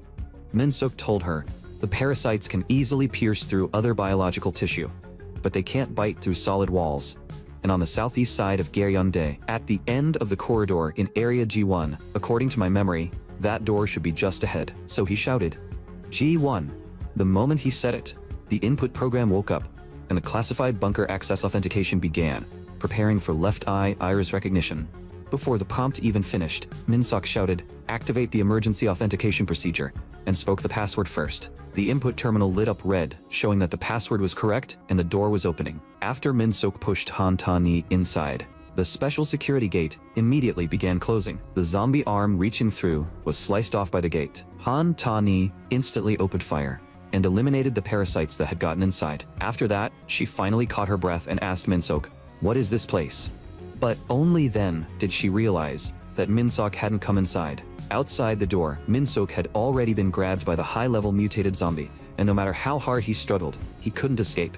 The parasitized zombies were rushing toward him with a swarm of parasites. The next second, Min-sok was bitten by a parasite. When he turned his head, he realized one parasite had already burrowed into his body, while even more parasites kept lunging at him. Meanwhile, Shin Ji-woo rushed in before his vehicle had even fully stopped. He still couldn't understand what Min-sok had said back then. "Why would you tell me how to kill you?" Min-sok had said, "You may not understand me, but I understand you very well." Shin Ji-woo was more righteous than most people, and he had a strong sense of responsibility. He was someone who could make a difficult choice for the greater good. After the battle with Baek Do-hyun, Min-sok realized he was no longer the same as before. He asked Shin Ji-woo if he could see it too. "Maybe one day, I will also mutate into something uncontrollable." So, Min-sok asked Shin Ji-woo that if that day ever came, he should kill him immediately, because he wanted to remain Udami's father until the very end. He didn't want to be remembered by Dani as a monster. Now, Min-sok was about to be taken over by the parasites, and he struggled desperately to find even one chance.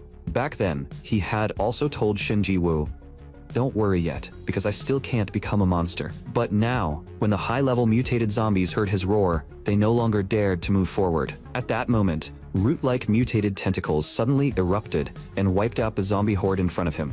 Min-sok had once promised that, until Udami's world returned to normal, he wouldn't lose his mind, even if he died. And the parasites inside Min-sok's body were now completely under his control instead. Thanks to the parasites entering his body, Min-sok awakened parasitic mode.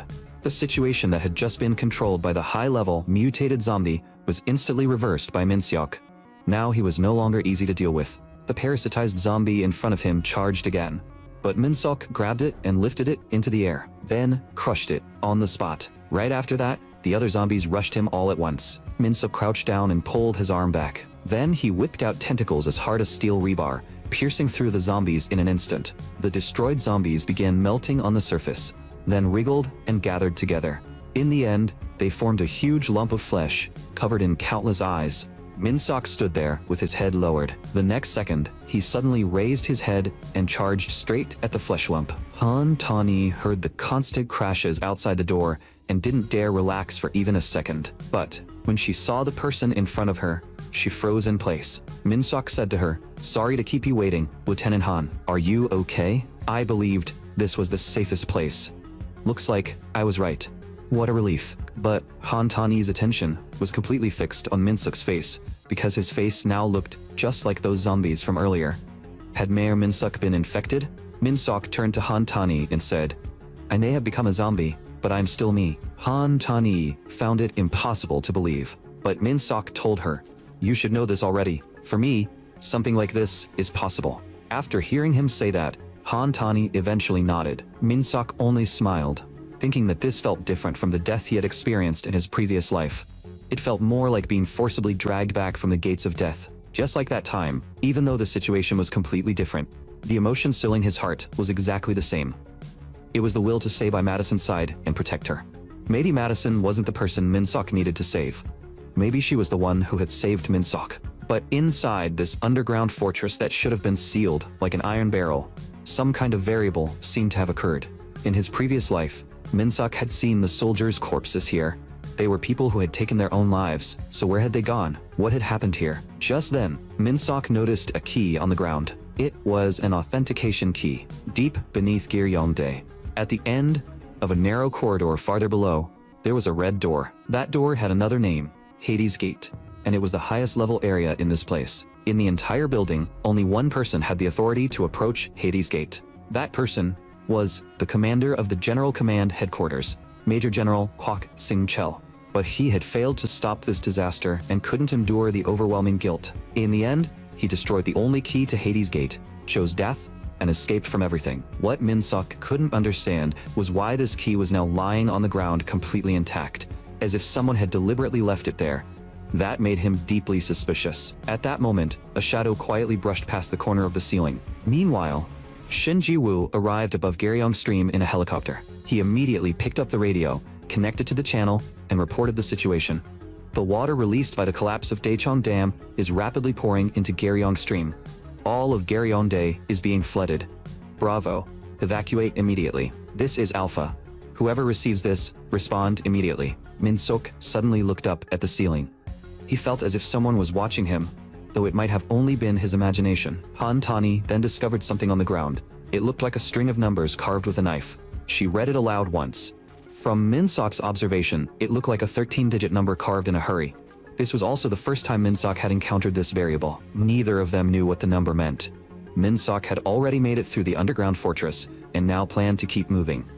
Han Tani asked, "Are we going to the warehouse, or returning to reorganize D-City?" Minsek told her, "Neither. We're heading to an even deeper, lower level." Only then did Han Tani realize that there was an even deeper area beneath this place. Down there was technology that could strengthen D-City, as well as the key for humanity to restart its counterattack. But that also meant it was extremely dangerous, and they would face something even more dangerous than what had just happened. Minsok asked Han Tani, "Are you willing to go with me?" Han Tani promised absolute loyalty. "Since I've decided to serve you, I'll follow you to the end." Minsok raised the corner of his mouth and said, "Then we're heading to the Red Gate." Han Tani immediately replied, "Ready anytime." But under the table, a faint patch of dull white could barely be seen. It was an eye with a crimson pupil, secretly watching them. Meanwhile, Park Ki-won was preparing to organize the situation and report it to Shin Ji-woo. His subordinates had already passed down his instructions, telling the soldiers to report to him immediately if anything happened. He remembered when he had tried to persuade Shin Ji-woo to stay in D-City, because D-City could be flooded at any moment. On top of that, Daecheon Dam had lost its power supply. Even if they activated emergency power, it would only last 1 hour, and after that, D-City would fall completely into darkness. After hearing his report, Shin Ji-woo remained silent for a moment. Then he ordered Park Ki-won, evacuate all citizens to higher ground, keep essential facilities powered, and put the entire city into power-saving mode. Also, contact Sergeant Kim Moon-sik to confirm the cause of Daecheon Dam's collapse and whether it can still be repaired. Have him study every possible option. Kim Moon-sik immediately arranged it. Park Ki-won still felt that Shin Ji-woo shouldn't leave D-City at a time like this. But Shin Ji-woo told Park Ki-won, "I fully understand the seriousness of the situation. Still, there is a chance for survival now, and I can't simply give up.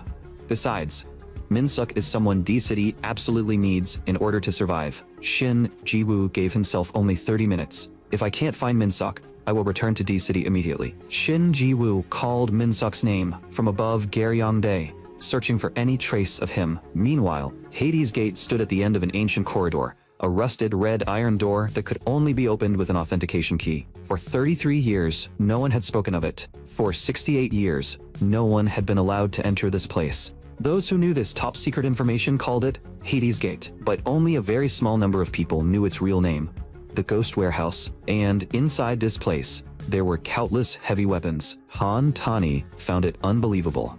Beside the red gate, a sentence was carved in English. Construction began in 1958 and was completed in 1991. Min-suk remembered an article he had once happened to see in a newspaper. According to that report, tactical weapons had been deployed here in 1985, and after the denuclearization declaration in 1991, all of them were supposedly removed.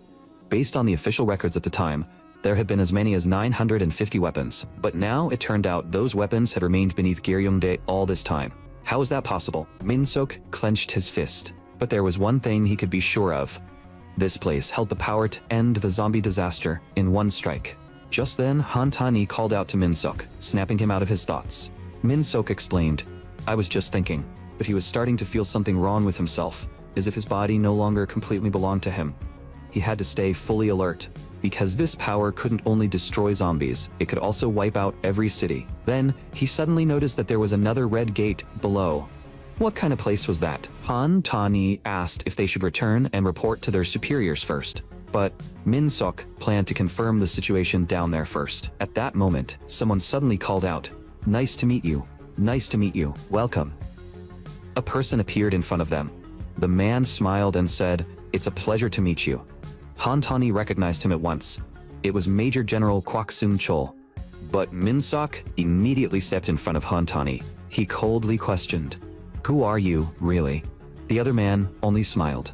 The next second, a huge crimson eye opened on his forehead and he said, "So you noticed me?" His body began swelling rapidly, tearing through his military uniform while mocking voices kept coming from his body, saying things like, "What a shame, we were discovered." Those voices were coming from several faces growing out of his back. They sneered, saying, "You clearly know nothing." A group of half-closed giant eyes stared at Min-suk, then suddenly began laughing. Min-suk immediately realized this thing was incredibly fast. This was the second major variable after Baek Do-hyun, and another mutated zombie he had never seen in his previous life. Fighting an unknown zombie here without understanding its traits was far too dangerous. Min-suk grabbed Han Tani and ordered, "Jump down, now." Han Tani followed the order and jumped without hesitation. Min-suk then whipped out tentacles as hard as steel rebar. They slammed directly into the mutated zombie. But the next second, Min-suk froze in shock. The mutated zombie simply stared at him with its massive eye. Then, an explosive impact rang out. Min-suk was forced several steps back. From that exchange, he understood that this thing's skin was absurdly tough. His attack couldn't damage it at all. If the battle dragged on too long, something uncontrollable might happen. No matter what, Min-suk had to find a way. But just then, the mutated zombie called out his name. Min-suk was stunned. As if it had read his mind, the creature laughed and said, "Min-suk, you must be curious, right? You clearly know nothing. Do you want to know? Should I tell you myself?" Min-suk had never encountered a mutated zombie that retained reason and knew who he was. What exactly was this thing? Min-suk tried to talk to the zombie, asking, "Have you been following us this whole time?" The mutated zombie pointed at itself, then burst into mocking laughter. "Followed you into the underground fortress? Then followed you all the way here. Everything you just mentioned was my masterpiece." Min-suk knows nothing. Min-suk is just a big idiot. The mutated zombie kept clutching its stomach and laughing. Then it suddenly lunged at Min-suk, and the two immediately locked into a struggle. During the fight, it said, "Min-suk's eyes are truly annoying. Do you think you're special? You know nothing. You're just another Baek Do-hyun." The moment Min-suk heard it mention Baek Do-hyun, his heart sank. The mutated zombie seized the chance and threw Min-suk away. Min-suk slid several meters across the ground. Unable to understand how this thing knew about Baek Do-hyun, the mutated zombie raised both hands as it walked toward him and said, "Baek Do-hyun, the agent of God." He was nothing but a toy. The faces on its back echoed along. That's right, just his toy. Min-sok is also his toy, but Min-sok is defective. That's right, broken trash. Min-sok is defective, Min-sok is trash. Min-sok was stunned by the scene in front of him. The zombie continued, saying it hated Min-sok more than anything. You are just a zombie, a defective product. Min-sok couldn't understand a single thing the mutated zombie was saying, but the question that had troubled him for so long was finally starting to have an answer. Baek Do-hyun, Min-sok himself, and the entire zombie outbreak, was the true source of all this the winged goddess? Did she lure him into this dangerous place just to get rid of him, a defective product who was unlike Baek Do-hyun and not loyal to her? Right now, Min-sok only wanted to know where that winged goddess was. After hearing him, the mutated zombie finally lost control and burst into laughter. Do you really think killing trash like you would require this much effort? Min-sok then asked. Then why did you bring me here? The mutated zombie raised its right hand and told Min-sok to give this place to you. That only made Min-sok even more confused, because the mutated zombie had seen the expression Min-sok made when he first saw this place. You were excited, weren't you? You want to use this to destroy everything too, don't you? What you will become, and what you will do to humanity, Min-sok, you know nothing. Just then, Han-tani rushed over carrying a box of grenades. Then she forcefully threw everything inside the box out. This was a trap Min-sok had prepared in advance. When Han-tani jumped down earlier, he had told her to go to Red Gate ESR. Min-sok immediately caught her with his tentacles. Han-tani had also seen the label on the Red Gate sign, Explosive Storage Room. Min-sok caught several grenades with his tentacles. Then he shoved them into every mouth on the mutated zombie's back and pushed it away. Right after that, Min-sok wrapped the mutated zombie completely with his tentacles. Then the grenades exploded, blasting the mutated zombie into pieces, while Min-sok himself was also caught in the blast. Chunks of the zombie splattered across the nearby weapons and walls. Min-sok's arm began regenerating quickly, and he finally managed to catch his breath. But when he thought back to what that zombie had said, Min-sok knew its tone, which sounded like it saw through everything, was only a tactic meant to shake his mind. And yet, those insane words still made his heart beat faster and faster. Just then, Han-tani slapped Min-sok across the face and snapped him awake. Because no matter how she called him earlier, he hadn't reacted. Min-sok simply said, "Sometimes I really do need you to do that." At that moment, everything around them began shaking violently. Han-tani thought it was an earthquake and said, "We have to leave now." But then the zombie's voice echoed through the area again. "Min-sok, don't leave." Min-sok looked up toward the ceiling, and the voice continued, "Min-sok, don't go. Play with me a little longer, because I still have a gift to give you." The next second, a massive wave of water suddenly poured in.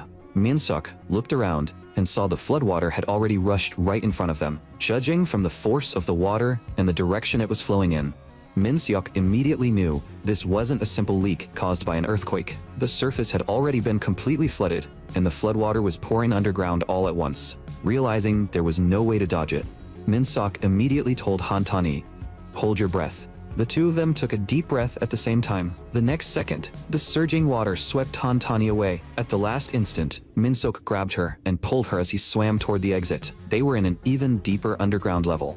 If they delayed any longer, they would be trapped here, so they had to escape in one push. The exit was right ahead, just a little farther. Soon, they finally swam out to the surface. Just as Min-sok had expected, the ground above had already been flooded. But what exactly had happened here? He realized Han-tani was about to suffocate, so he had to get her above the water first. But then that thing's voice suddenly came from below. "Min-sok, give up." One of Min-sok's legs had already been tightly wrapped by the zombie. "Stop struggling so desperately. Your last resistance is meaningless. You don't need to struggle anymore." Even Min-sok hadn't expected the zombie to catch up this quickly. But right now, he had to save Han-tani from the water first. Soon, Min-sok thought of a way. Shin Ji-woo was circling above in a helicopter. Min-sok used his tentacles to throw Han-tani out of the water. Shin Ji-woo immediately spotted her. He quickly flew the helicopter over and caught her. Shin Ji-woo hurriedly asked, "How did you come out of the water? Where are Min-sok and the others?" Han-tani gasped for air. Then she struggled to tell him. "Min-sok is still in the water." Underwater, the zombie continued, "Min-sok, give up. You've already looped 100 times. No matter what you do to D City, no matter how hard you struggle, humanity will all die in the end. This is her almighty will, and the future that has already been decided. Submit, become a true zombie, and serve her. Only then can you survive, and only then can Madison survive too. The next second, the calm water suddenly exploded into a spray, dozens of meters high. The helicopter quickly flew to the side, while Han Tani stared down at the situation below. She shouted, "Mayor Minsok," and the towering spray of water finally began to fall. At that moment, Han Tani suddenly heard a strange sound behind her. When she turned around, she saw that the arm was still growing.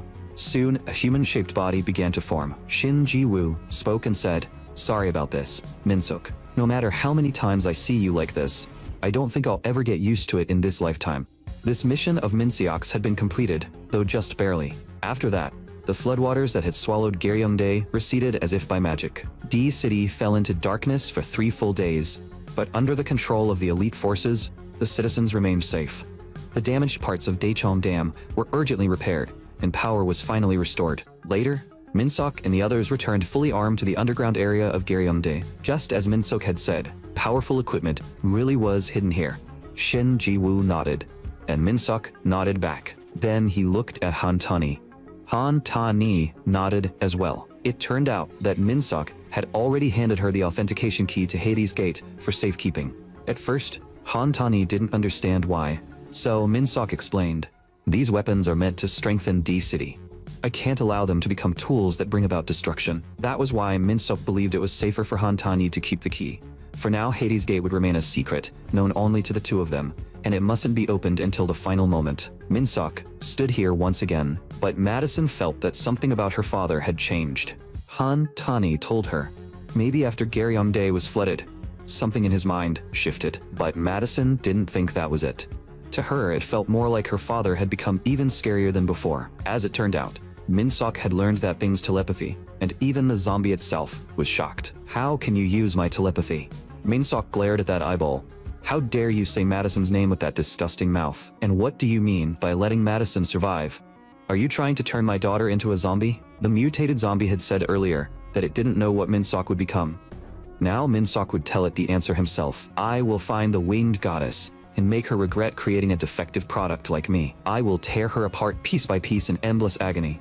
Then, Minsok pulled the safety pin and blew up the high-level special mutated zombie. Thinking back on that, Minsok's rage began rising again. At that moment, Shin Ji-woo found Minsok and told him, "We figured out the meaning of the number carved inside the underground fortress. After converting the number into latitude and longitude, we obtained a set of coordinates." Minsok asked, "Where do the coordinates point?" Shin Ji-woo answered, "Olympic Road in Songbin District." Minsok frowned and listened carefully. It was another city, a place called S City.